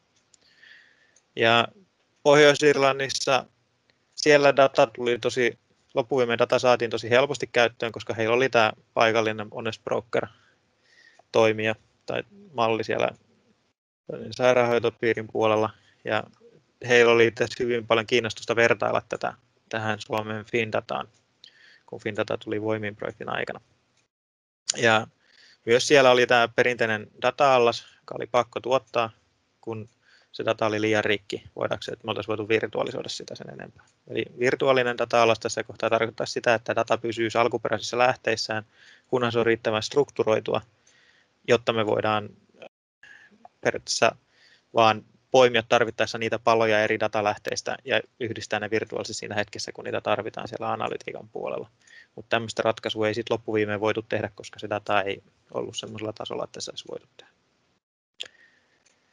Ja sitten täällä Pohjois-Irlannissa me saatiin, kun kerran paikallinen projektin vetäjä oli paikallinen toimija, niin me saatiin sit sitä kautta ikään kuin voisi sanoa jo painostettua niitä kliinisiä toimijoita sen verran, että me saatiin sieltä sitä tietoista loppuun irti, mutta vaati huomattavan intensiivistä kommunikointia ja nimenomaan aktiviteettia meidän suunnalta, että se homma lähti eteenpäin. Sitten toiseksi viimeisenä kommenttina koronaviruksesta. Meillä siinä ei ollut ihan hirveän isoja vaikutuksia. Suurin vaikutus oli siinä, että me ei pystytty käyttöliittymätestausta ja niitä lopputestauksia ja muita me ei oikein pystytty tekemään kunnolla projektin puitteissa, koska korona iski päälle ja se on vähän vaikea saada ihmisiä tulemaan tämmöiseen testausympäristöön, jossa siis otettaisiin vähän videoa ja ohjettaisiin ja muuta. Ja sitten muutenkin tämmöisiä niin kuin opetustilaisuuksia, että miten tätä järjestelmää käytetään, nyt oli vähän vaikea järjestää. Toisaalta meillä on toi Quintelligence-firma tuolta Sloveniasta, niin he tekee nimenomaan uutisanalytiikkaa ja on porukka ton Event Registry-palvelun takana. Ja he teki hyvin paljon sit ihan Midaksen loppuvaiheessa tämmöisen korona-uutisointiin ja muuhun liittyviä järjestelmiä ja siihen liittyviä ratkaisuja ihan Midaksen työkalulla. Ja näistä sitten osa päätyi tuonne Unescon Research Center for Artificial Intelligencein julkaisemiin COVID-19 dashboardeihin, eli IRCAin dashboardeihin. En tiedä, oletteko te käynyt katsoa niitä, mutta osa niistä uutisanalytiikkaratkaisuista on kehitetty Midas-projektin yhteydessä.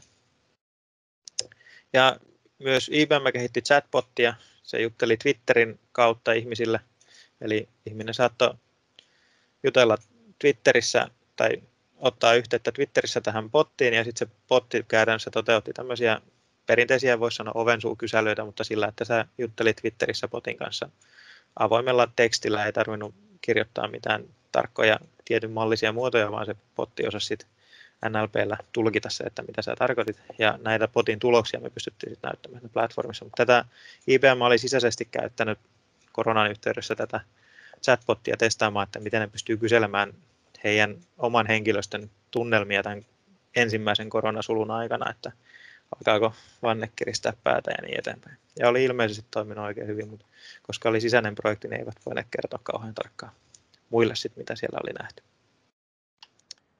No, jos päästään siihen, että mitä me sitten voidaan oppia tästä. 4,5 miljoonaa meni erinäköisten haasteiden ratkaisussa, niin kuin yleensä EU-projekteissa. Ja se, mitä tässä voi nyt niin kuin ihan ensimmäisenä todeta, koska tämä tuli hyvin monessa paikassa vastaan tämän projektin aikana, että kun suunnitellaan isoa EU-projektia tai Business Finland-projektia tai mitä tahansa, niin jos siellä on datanomistajia, joilta pitäisi saada dataa, niin niille datanomistajille pitää varata riittävä budjetti, että ne pystyy poimimaan ja siivoamaan sen datan omissa tiloissaan. Muussa tapauksessa se aiheuttaa älyttömän overheadin niin siihen projektin aloittamiseen. Tai jos ei tämmöisiä toimijoita projektin sisällä, niin silloin se raha pitää varata budjettiin, että millä tavallaan ostetaan sitä. Koska nykyään on kaiken poimintamaksuja ja muita biopelkiä esimerkiksi. Niin kuin Jaakko tuossa sanoi, niin GDPR tai paikallinen regulaatio, niin niitä ei pidä katsoa varsinaisesti ehkä hidastena, vaan se on enemmänkin sellainen asia, mikä pitäisi huomioida ennen kuin sitä projektia edes käynnistetään. Eli siinä vaiheessa, kun sitä projektia valmistellaan, niin pitäisi miettiä se, että onko se projektin tutkimuskeissi tai lähestymistapa sellainen, että se pystytään tekemään GDPR ja paikallisen regulaation puitteissa ilman hirvittävän suurta taistelua tai säätöä niin sanotusti. Eli ehkä niin kuin käyttää sitä GDPR ja regulaatiota niin kuin niitä aiheita niin kuin tämmöisenä niin kuin ohjenuorana, että miten se datan keräys siinä projektissa aiotaan toteuttaa, kun se kirjoitetaan siihen projektisuunnitelmaan. Ja jos mahdollista, niin tästä johtuen se laki- ja regulaatioeksperttejä pitäisi käyttää jo siinä projektin valmistelun aikana. Eli kun kirjoitetaan projektisuunnitelmaa, niin pyydettäisiin joku tämmöinen tietoturvaekspertti tai informaatioturvaekspertti ja ehkä myös GDPR ja näihin regulaatioihin erikoistunut laki-ihminen vilkaisemaan se projektisuunnitelma läpi, että siinä ei jää mitään semmoisia niin kuin sisäänrakennettuja haasteita sen toteuttamisen kannalta. Ja näissä pitää sitten, jos on kansainvälinen projekti, niin kuin tämäkin oli, niin GDPR on todella eri tavalla tulkittu eri maissa. Osittain johtuu siitä, että eri maiden paikalliset regulaatiot saattaa olla myös vähän ristiriidassakin jopa tuon GDPRn kanssa. itse esimerkiksi sopin toisen projektin myötä viime vuonna, että Ranskassa GDPR ei voida täysin toteuttaa sen takia, että niiden laissa sanotaan, että terveysdatassa, jos tehdään terveystutkimusta, niin pitää aina olla mahdollisuus päästä takaisin sinne potilaan luo sen potilaan lääkärin kautta. Eli siellä ei saa anonymisoida terveysdataa missään tutkimuksessa, joka sitä aiheuttaa vähän muita haasteita, mitkä pitää huomioida silloin, jos ranskalaisten datojen kanssa toimitaan.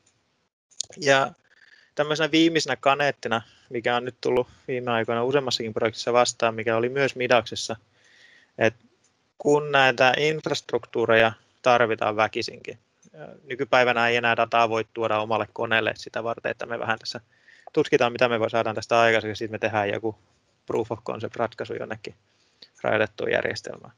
Vaan se järjestelmä, kaikki data pitää käytännössä analysoida jossain tämmöisessä hallitussa ympäristössä, ja silloin siihen yleensä joutuu varaamaan jonkunnäköisiä kustannuksia. Et Suomessa, jos tehdään ihan puhtaasti tieteellistä tutkimusta, niin useimmiten voidaan mennä CSC:lle. EPOTA tarjoaa siihen hyvät mahdollisuudet, silloin siitä ei tule valtavia kustannuksia projektille. Mutta jos on projekti, jossa tätä ei voida tehdä, esimerkiksi se on puolittain kaupallinen, niin silloin pitää varautua siihen, että käytetään pilvipalveluja tai jonkun toimijan omia infroja, jotka saattaa maksaa niiden käyttöön. Eli tämä kannattaa nykypäivänä huomioida myös budjetoinnissa, oli se sitten EU-projekti tai joku muu. Sitten päästään tähän viimeiseen kohtaan, eli onko jollain jotain kysyttävää tai kommentoitavaa? Meni näköjään 3 minuuttia yli.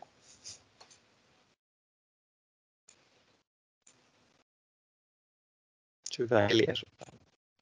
Kiitos Juha. Maritta, voimme aina luottaa. Marittalta olisi kysymys. Joo, kiitoksia Juha. Todella hyvä yhteenveto, vaikka ollaan oltu Midas-hankkeessa mukanakin Oulun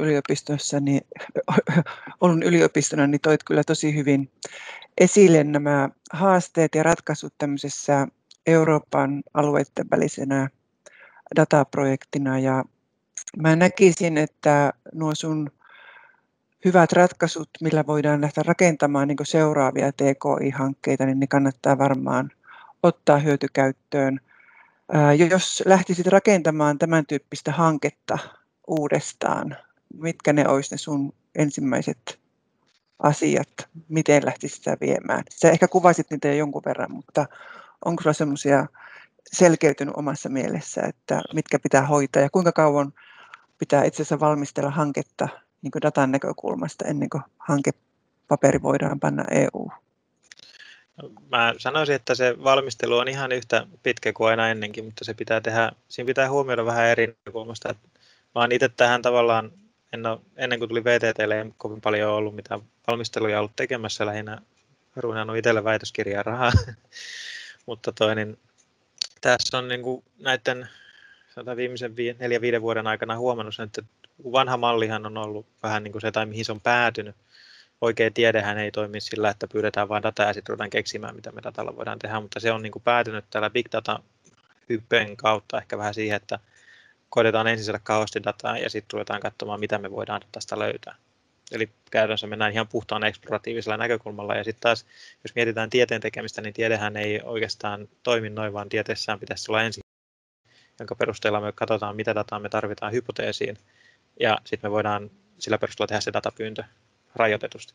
Ja sehän on GDPR:n niin kuin perusajatus se, että ei ylimääräistä dataa, vaan se, mitä sä oikeasti tarvitset. Ja jos mietitään sitä projektin valmistelua, niin jos meillä on oikeasti ymmärrys siitä, mitä me tullaan tekemään, mikä on ne oikeat tarpeet, mikä on todelliset tarpeet siinä projektissa, niin eihän meillä pitäisi olla ongelmaa määritellä, mitkä on ne kriittiset datalähteet ja ne kriittiset muuttujaryhmät, mitä me tarvitaan, että se projekti voi toteutua. Todellisuus on se, että me varmaan huomataan sen projektin aikana, että nyt itse asiassa tarvittaisiin vähän lisää niitä informaatioita. Silloin me voidaan tehdä lisää datapyyntöjä, mutta silloin me se projekti pyörii. Eli se, mikä niin kuin isompi juttu on nyt vanhaan tilanteeseen nähden, on GDPR ja nyt varsinkin Suomessa tämän toisiolain myötä, että niin pitää miettiä se, että milloin me tarvitaan mitä lupista ja milloin se menee nimenomaan Findatan puoleen, milloin se menee jonkin muun puoleen. Ne on niin semmoisia kriittisiä asioita, mitkä pitää huomioida siinä valmistelussa, mutta se mikä siinä auttaisi on se, että tämä voitaisiin, niin kuin tämän, mitä mä itse sanon nyt nykyään aina, kun näitä niin on niin kuin käyty läpi, että jossain vaiheessa pitäisi ottaa niin kuin vaan lakimies samaan pöytään ja käydä sen kanssa läpi, että me ollaan suunnittelemassa tämmöistä projektia, jossa aiotaan käyttää noin suunnilleen tällä tavalla dataa, mitkä asiat siinä pitää huomioida GDPR-näkökulmasta, jotta me voidaan kirjoittaa suoraan, että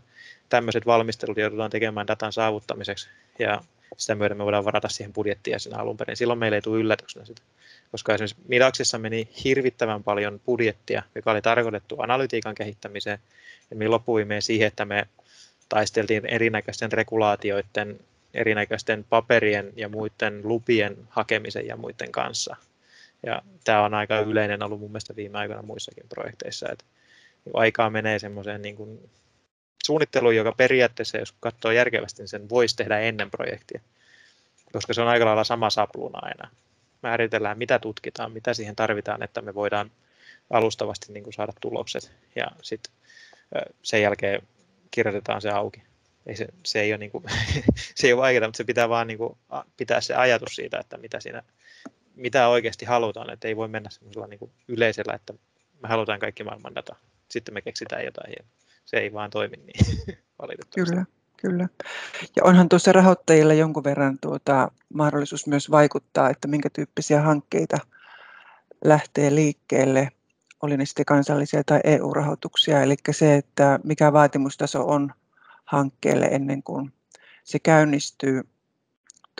Toinen asia on tuo, minkä nostit esille, että me kuitenkin tässä tehtiin sitä niin kuin vahvaa yhteistyötä sen palvelujärjestelmän ja niin kuin niiden poliittisten päättäjien, jotka päättävät terveysdatasta tai haluavat tehdä parempia päätöksiä. Se, että millä tavalla me saadaan heidät niin kuin mukaan laajemmin antamaan feedbackia siitä työstä, mitä tämmöinen tutkimustyö vaatii, kun puhutaan kuitenkin sen datan niin kuin analytiikasta ja että miten me saataisiin uusia oppeja sieltä. Että mä en tiedä, onko sulla siihen niin kuin ajatusta, onko se aina resurssikysymys vai auttaako se, että me sinne sitä resurssia laitetaan tässä hankkeessa ja sinne on nimetyt henkilöt, jotka tekevät sitä. Että...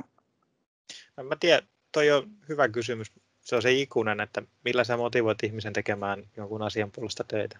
On se sitten niin tutkija tai joku tämmöinen asiantuntija. Niin, en mä tiedä, tämä nyt on ihan puhtaasti oman henkilökohtaisen tulkinnan kautta. Toki se resurssointi on siinä, että ettei päädy siihen, että mä en voi nyt tulla, koska mulla ei ole budjettia lähteä. Että se pieni budjetti poistaa sen niin kuin perustavanlaatuisen kysymyksen silloin siitä, että voiko osallistua. Mutta se, että jotta se ihminen tekisi myös jotain ja pohtisi niitä ongelmia ja toisi ne esille meille hyvin, niin se pitää varmaan olla vaan motivoivaa sille taholle. Eli se, että se mitä me tehdään, pitää olla riittävän lähellä sitä, mitä se meidän päättäjä, joka tähän projektiin on lupautunut mukaan, niin mitä se päättäjä itse tekee, jotta sillä on oikeasti henkilökohtainen intressi saada sitä asiaa kehitettyä ja ymmärtää sitä asiaa paremmin. Et ehkä se on myös oikeiden ihmisten löytäminen sitä projektia ajatellen, että ne ihmiset on itse tavallaan niin kuin palavalla intohimolla mukana siinä aiheessa. Et Midaxissa oli hyvä esimerkki tämä Paskimaa, koska Paskimaan pilotti meni kuin höyryjuna eteenpäin, koska meillä oli Roberto Pilpaa mukana.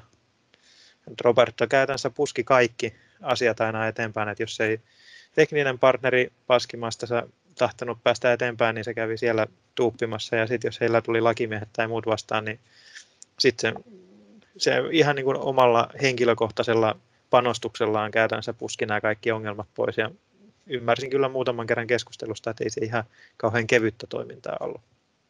Mutta siinä niin kuin se, että Biopankista oli riittävän korkealla oleva henkilö, jolla oli oikeasti henkilökohtainen intressi saada se asia, mitä Paskimaa on tutkimusprojekti, tämä lasten diabetes, ylilihavuus kautta diabetesongelma, niin että siihen saadaan niin kuin tavallaan parempi näkymä, niin heillä oli vahva henkilökohtainen intressi siihen, että tämä ongelma pitäisi saada ratkaistu tai ainakin liikkeelle.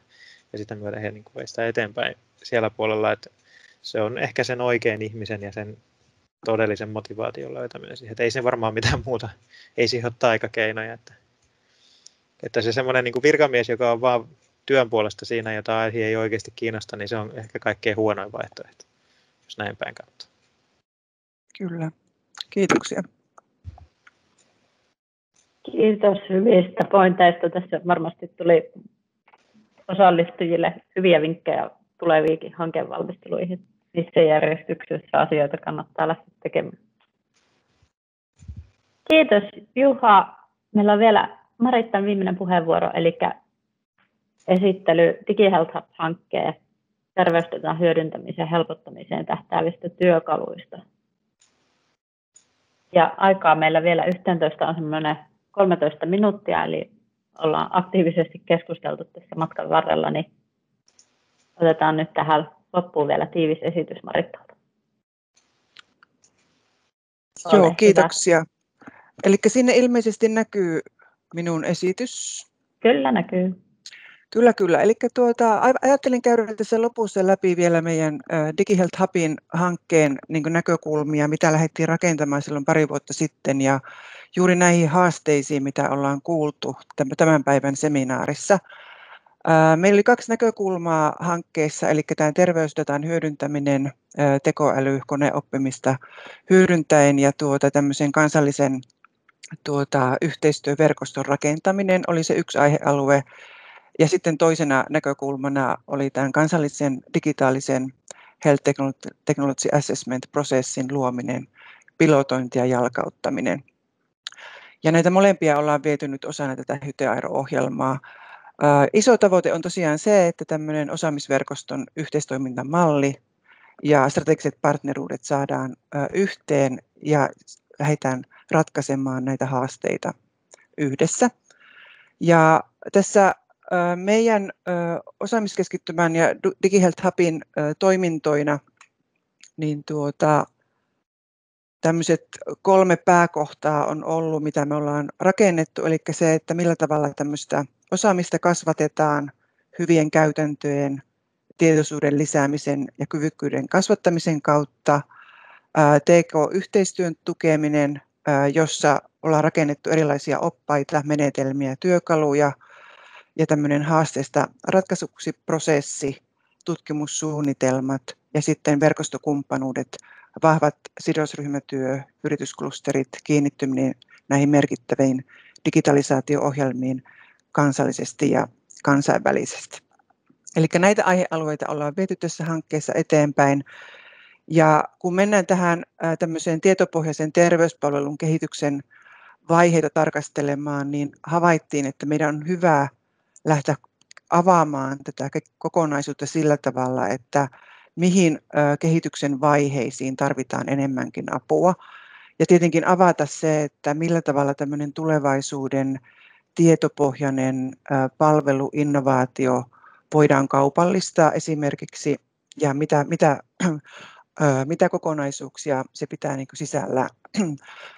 Ja kuten Juha jo tuossa mainitsi, niin tuosta Midas-hankkeesta, niin hirveän tärkeää on nähdä heti alussa se, mikä visio, tavoite, mitä tavoitellaan sillä datapohjaisella tutkimuksella ja tuotekehityksellä, ja sitten sen jälkeen lähteä viemään näitä aihealueita eteenpäin, eli datan poimintaan ja myös sitten ne teknologian valinnat ja hakea myös siihen kehitystyöhön erityyppiset osaajat, pohtia sitä testausta ja pilotointia ja myös sen vaikuttavuusarvioinnin kannalta ja sitten viedä sitä lopputulemaa markkinoille asti. Ja kun me tätä polkua käydään läpi ja ollaan pidetty näitä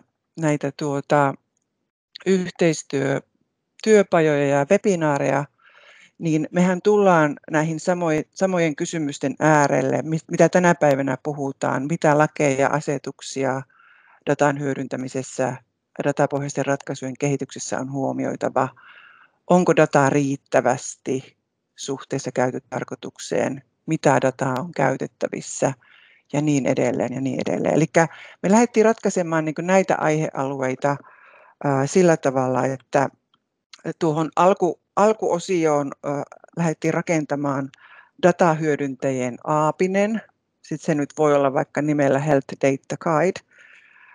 Lähdettiin luomaan näkökulmia siitä tarkistuslistaa, että mitä pitää ottaa huomioon, kun tämmöisen tutkimussuunnitelman lähtee rakentamaan. Ollaan julkaistu myös tämmöisiä lessons learned tyyppisiä julkaisuja ja tosiaankin sitten tämä proof of concept-prosessi, jotka kaikki vastaa nyt tähän niin kuin tämän projektin ja tutkimussuunnitelman niin kuin alkuvaiheeseen. Eli näistä minulla on nyt muutamia esimerkkejä, joita käyn tässä läpi tässä esityksessä ja hoksautan, että mistä sitten löydätte nämä meidän työkalut. Eli tämä meidän dataopas, datahyödyntäjän Aapinen on tarkoitettu toimijoille, tutkijoille, yrittäjille, jotka lähtevät rakentamaan datapohjasta hanketta ja ennen kaikkea siinä näkökulmassa, että he haluavat hyödyntää tekoälyä, koneoppimista. Eli sen takia, että voidaan mennä sille seuraavaan asteeseen, pystytään hyödyntämään edistyksellisen analytiikan työkaluja. Ja tämä kuvaa hyvin tarkasti jo yksiselitteisesti se, että mistä dataa tänä päivänä voidaan saada. Se kertoo mahdollisuuksia siitä, että millä tavalla dataa voidaan esikäsitellä. Siellä on katsaus siihen, että mihin tämä regulaatiopuoli, mitä pitää ottaa huomioon, minkä tyyppisiä lakia, säädöksiä, minkä tyyppistä suostumuksen hallintaa on olemassa. Ja sitten aivan tämmöisiä perusteita koneoppimisen ja sitten tämmöisen datan hallinnan tietoturvallisesta käytöstä. Ja mä mielellään ja toivon, että tätä käytte lukemassa ja pyritte hyödyntämään tätä siinä kohtaa, kun lähdette rakentamaan näitä TKI-hankkeita. Ja mielellään me myös kuullaan teiltä palautetta siitä, että kuinka paljon täältä aihealueita on, jotka ehkä puuttuu, tai jos te haluatte ehkä tulla täydentämäänkin myös tämän tyyppistä opasta meidän kanssa. Toisena asiana lähdettiin rakentamaan aivan tämmöinen tarkistuslista tutkijoille ja yrittäjille siitä, että mitä aihealueita pitää ottaa huomioon. Ja että aivan tämmöisen itsearvioinnin näkökulmasta. Ja kun tämmöisen listan käy läpi, niin se ehkä sitten myös hoksauttaa, että mitä asioita ei ehkä välttämättä ole tullut niin kuin huomioon otetuksi silloin, kun aloittaa projektin suunnittelua. Eli hyvin yksinkertaisesti muutamia aihealueita juurikin tuon datan hallintasuunnitelman osalta, sen datan saatavuuden ja datan laadun näkökulmasta. Myös pohdintaa siitä, että se data on myös sitten uudelleen käytettävissä ja pohjaa sille, että meillä on näkökulma siitä kokonaisvaltaisesta datastrategiasta tutkimuksessa ja myös siellä yritystoiminnassa. Sitten tosiaan me ollaan julkaistu hyvin monipuolisesti erityyppisiä tämmöisiä käytännön vinkkejä ja ohjeita. Ehkä se kaikkein suurin ja isoin on se, että meidän pitää pohtia ne resurssit sillä tavalla, että meillä on tasapainossa sekä ne teknologiaosaajat, mutta myös sitä kliinistä ja tarvetta osallistavia tahoja. Eli että meillä on hyvin vahvasti se lääketieteellinen osaaminen mukana siinä kokonaisuudessa, koko sen hankesuunnittelun että myös sen projektin aikana. En rupea käymään näitä läpi, mutta näitä aihealueita siinä ollaan julkistettu tuonne meidän DigiHealth Hub-sivuille. Yhtenä isona asiana oli se, että me haluttiin lähteä ratkaisemaan näitä haasteita yhdessä eri toimijoiden kanssa, eli rakennettiin tämmöinen proof of concept-prosessi haasteista ratkaisuksi, jossa avattiin tämmöinen haasteiden keräys tämmöisen kilpailun kautta, luotiin tämmöinen haastekehikko, haun julkaisut ja sitten myös tämän POC-aiheiden valintaan. Meillä oli siinä myös tietynlainen kriteeristö, millä nämä POC-hankkeet lähti liikkeelle. Meillä tässä hankkeessa oli myös rahoitusta näille POCeille, eli siinä mielessä se oli aivan hyvä porkkana näille toimijoille lähteä ratkaisemaan näitä haasteita meidän kanssa. Kun valittiin nämä POC-hankkeet, niin valmisteltiin niitä yhteistyössä näiden toimijoiden kanssa ja me haluttiin tähän hyvin erityyppisiä hankkeita sekä sieltä tutkimuksen puolelta, yritysten omia hankkeita ja myös sitten sieltä palvelujärjestelmän puolelta. Ja sillä tavalla, että ne on hyvin monipuolisia, eli että siellä on erityyppisiä toimijoita, jotka integroidaan tähän POC-hankkeen ratkaisua tekemään. Ja me autettiin toimijoita luomaan niitä sopimuksia, haettiin myös teknologiatuottajia, haettiin tutkijoita, jotka pystyvät tekemään näitä analytiikan ja AI-ratkaisuja näiden toimijoiden kanssa. Ja ollaan tämä prosessi nyt sillä tavalla niin pitkällä, että nyt kun hankekin alkaa olla lopussa, niin sitten myös tämä kokonaisuus, eli näiden opit näistä pokeista, mitä ollaan saatu aikaiseksi, siellä niitä haasteita nostettu esille ja myös pohdittu niitä ratkaisuja, millä niitä pystytään tulevaisuudessa ratkaisemaan. Eli halutaan myös tämä kokonaisuus saattaa tietoisuuteen sillä tavalla, että seuraavat, jotka lähtevät samantyyppisiä hankkeita viemään eteenpäin, niin oppivat näiden POC-hankkeiden tuomien tulosten kautta. Eli tässä lyhyesti, ja mä toivoisin, että tätä keskustelua nyt jatketaan ja näitä oppeja, mitä nyt DigiHealth Hub-hankekin on tuottanut, me tullaan niitä tietenkin ilman muuta vielä jakamaan näissä meidän seminaareissa, ja toivon, että teillä, jos ja kun teillä on samantyyppisiä toimintoja menossa, niin olkaa meihin yhteydessä, niin lähdetään rakentamaan tätä suomalaista datan hyödyntämisen näkökulmaa yhteistyössä tässä verkostossa. Ja jos DigiHealth Hub-hankkeen lopputulema oli tuon tyyppinen, että huomattiin, että meidän pitää lähteä ohjeistamaan ja aivan tämmöinen ruohonjuuritasolla viemään näitä asioita eteenpäin, niin toki tämä Hytearo Analytiikka-verkosto on sen tyyppinen toiminto, mikä on lopputulemana tästä hankkeesta, ja nyt pyritään viemään myös ensi vuonna näitä webinaareja eteenpäin. Helmikuussa teemana toisiolain vaikutukset ja mahdollisuudet, johon toivotaan, että te tulisitte esittämään omia ratkaisuja, ja toivotaan, että meillä olisi sitten ehkä muutamia esimerkkejä siitä, että millä tavalla Findatan kanssa toimiminen on sujunut ja minkälaisia mahdollisuuksia se on tuonut siihen tutkimus-, kehittämis- ja innovaatiotoimintaan. Ja todellakin niin edelleen toivotaan, että te käytte vastaamassa tuohon meidän WebPropol-kyselyyn, jossa te voitte ilmiantaa teidän hyviä kokeiluja ja ratkaisuja ja projekteja, joita sitten voidaan myös kommunikoida näissä meidän tulevissa webinaareissa. Ja ei pelkästään meidän webinaarit, aihealue on todella kiinnostava tällä hetkellä. EU:ssa ja Suomessa on paljon samantyyppisiä aihealueita, viedään eteenpäin. Tässä on listaus nyt tulevista tapahtumista, ja juuri kun Jaakko kertoi meille tuosta Premed-hankkeesta, niin myös heidän järjestelemä webinaari on tulossa marraskuussa. Eli olkaa aktiivisia ja osallistukaa ja oppikaa näiden kautta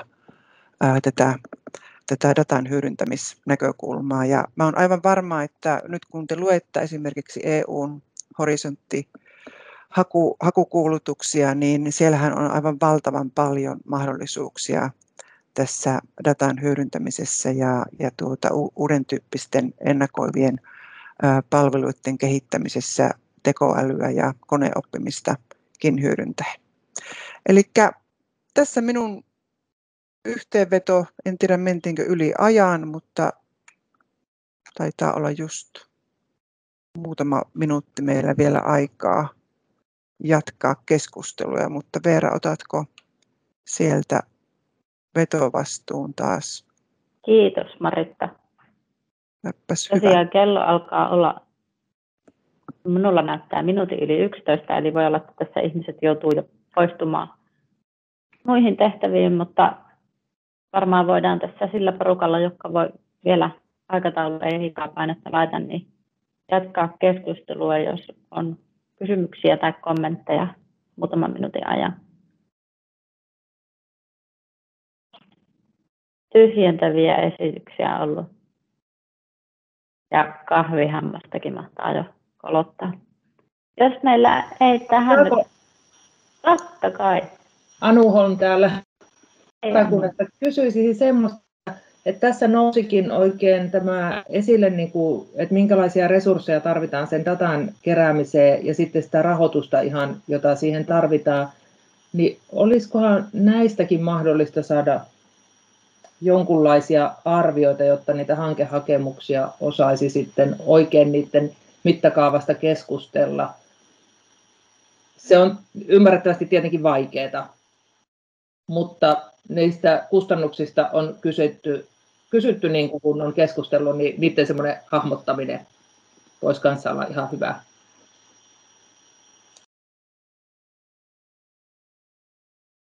Samaan ollaan useammankin kerran törmätty ja varmasti on semmoinen kysymys, johon jonkinlaisia vastauksia pitäisi päästä jo hakemaan. Joo, niitä olisi hyvä nostaa tietenkin tämmöisenä niin esimerkinomaisesti sitä resurssipuolta ja rahoitusta varmaan kannattaa miettiä sen, kuinka paljon aikaa vaatii niin datan poiminta, esikäsittely ja niin edelleen, että en tiedä, mistä saataisiin semmoinen hyvä kattaus siitä ennen kuin ruvetaan tekemään mitään arvauksia, eli että niitä esimerkkikeisejä olisi ehkä hyvä saada. Ihan tämmöinen, Juha täällä, ihan semmoinen kommentti. Jaakko, oliko noilla biopankeilla ja Kelalla ja muilla jotain hinnastoja näkyvillä, mitä se poiminta maksoi, koska mä muistan, että me ollaan jossain vaiheessa keskusteltu aiheesta, että siinä on ihan rivihinnan mukaan se poiminta ja valmistelu ja muu. Joo, siis kyllä niillä on hinnastoja ja myös on semmoinen kuin Auria-tietopalvelu. Taas on esimerkiksi Auria-tietopalvelu, joka on sitten Varsinais-Suomen sairaanhoitopiirin potilasrekisteridataa välittää käyttöön, niin heillä on hinnasto myöskin. Tietysti sitten ne tämmöiset yksittäiset projektit menee niin kuin tyypillisesti tarjousten perusteella sitten se heidän työnsä, että kyllä helposti kymmeniä tuhansia saa menemään siihen, voin kokemuksesta sanoa, siihen datan niin kuin saamisen ylipäätään itselleen, ja sitten toinen kokemus on se, että se vaihe, jossa sitten se tutkija järjestää sen datan semmoiseen muotoon, jossa sitä voidaan käsitellä, niin se on kyllä helposti kuukausia työaikaa, että eihän nämä halpoja projekteja ole.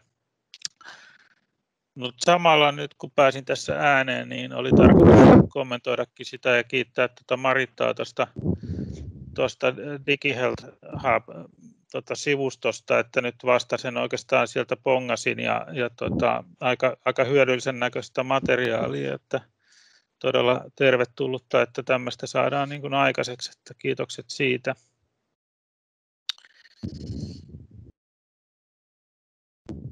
Chattiin tuossa näköjään tulikin ja THL ja Kelan hinnastosivustot.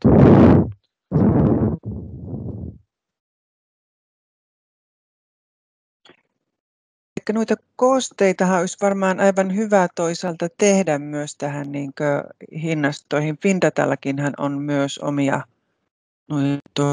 käsittelyyn liittyviä asioita, että en tiedä oliko tämä nyt se mitä Anu kaipasi. Onko tämä sen tyyppistä asiaa, mitä pohdit? Joo, eli tuntihinnat tosiaankin on tuonne kirjoittamassakin, että tuntihinnat on niin kuin saatavilla, mutta sitten just sen hahmottaminen siinä hakemusvaiheessa, että mitä se käytännössä tulee tarkoittamaan, että kuinka paljon sitä resursseja, kuinka paljon niitä tunteja tulee tarvimaan, niin kun näitä esityksiä pitää, niin silloinhan ne on jo toteutuneita hankkeita, niin jos niissä pystyisi jollakin arviolla tuomaan myös esille niitä resurssien määrää. Kun monesti esimerkiksi sairaanhoitopiirien kanssa, kun keskustelee ja hakee sitä tietoa, niin siellä ei ole oikein sellaista käsitystä siitä, että minkälainen resurssi siihen tarvitaan siihen sen aineiston kanssa. Esimerkiksi, että minkälaisista resursseista oikein puhutaan. Niin jos voisi näiden keissien kautta tuoda semmoisenkin niin kuin näkökulman vaan siihen, niin se olisi kyllä ihan hienoa. kuinka suuri osa siitä hankkeesta on mennyt siihen? Muistanko oikein, Jaakko, että sä mainitsit tuosta omasta hankkeesta, teillä meni 15 kuukautta? Joo, se aika siitä, kun oltiin hakemukset laitettu sisään, tai ensimmäinen hakemus sisään, ja sitten kun meillä oli koko setti käytössä, niin noin 15 kuukautta meni, mutta tokihan siinä oli sitten semmoista aikaa, joka ei se kaikki ollut niin kuin sitten, se oli odotteluaikaa, jossa sitten tehtiin vähän muita projekteja välillä, että Ilman muuta. Mutta kyllähän nämä on pitkiä prosesseja, ja tietysti noihin hintoihin liittyy vielä se, että se myöskin niillä on niin kuin omia hinnoitteluperiaatteita sitten yrityslähtöisiin projekteihin ja sitten ihan puhtaasti akateemisiin, että siinäkin kohtaa on niin kuin semmoinen ero, että siitä kannattaa niin kuin keskustella sitten sinne näiden biopankkien tai sitten rekisterinpitäjien kanssa, kun sitä alkaa suunnitella, että mihin kategoriaan se menee, ja ne kyllä antaa niitä hinta-arvioita siinä. Tyypillisestihän tämä alkaa sillä, että tekee semmoisen esiselvityspyynnön joko biopankkiin tai sitten sinne vaikka niin kuin Auria tietopalvelutyyppiseen organisaatioon, niin sitten siinä yhteydessä ne voi antaa karkean hinta-arvion myöskin. Aikaisemmista projekteista voi jotain oppia, mutta kun ne on kaikki niin erilaisia, niin se on niin kuin varmaan kaikkein paras kysyä. Että Auriassa maksaa se perus Auria tietopalvelussa 640 semmoinen, missä sä saat tietää, kuinka monta potilasta löytyy, määrittelet inkluusiokriteerit. Ja samassa yhteydessä sieltä voi saada sitten hinta-arvion sille varsinaiselle tietopoiminnalle.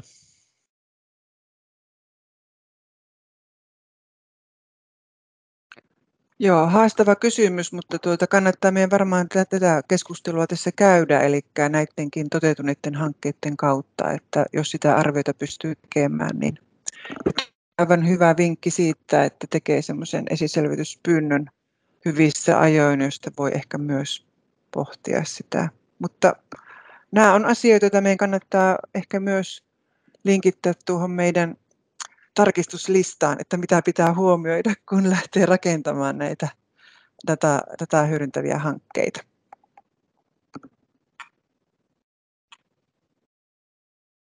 Onko siellä muita kysymyksiä tai kommentteja? Chattiin on tosiaan aktiivisesti tullut nyt näitä eri sivuja ja linkkejä, jossa näitä hintatietoja ja arvioita eri toimijoilta, Findaralta, THL:ltä, Kelalta annetaan. Me varmasti nämä voidaan tästä koostaa ja toimittaa sitten osallistujille ja Joo, kyllä vaan. Mutta kaiken kaikkiaan niin kiitoksia tästä kokonaisuudesta ja kiitoksia järjestäjille, jotka ovat nyt järjestänyt tätä ja saanut tämän koko webinaarin kasaan, ja kiitoksia osallistujille. En tiedä, onko Veeralla vielä muutamia loppukaneettia tai ajatuksia. Ei minulla muuta kuin kiitos puhujille ja osallistujille ja kuulumisiin sitten helmikuun alkupuolella meidän seuraavassa webinaarissa. Tässä vaiheessa voisin toivottaa kaikille oikein mukavaa työpäivän jatkoa ja tosiaan lähetän kaikille yhteenvedon tästä. Tallenne tulee muutaman päivän päästä jaettavaksi ja sitten näitä eri linkkejä, mitä tässä vilauteltiin muun muassa noihin tuleviin tapahtumiin, niin lähetän teille sähköpostitse vielä webinaarin jälkeen. Mut kiitos kaikille ja oikein mukavaa työpäivää.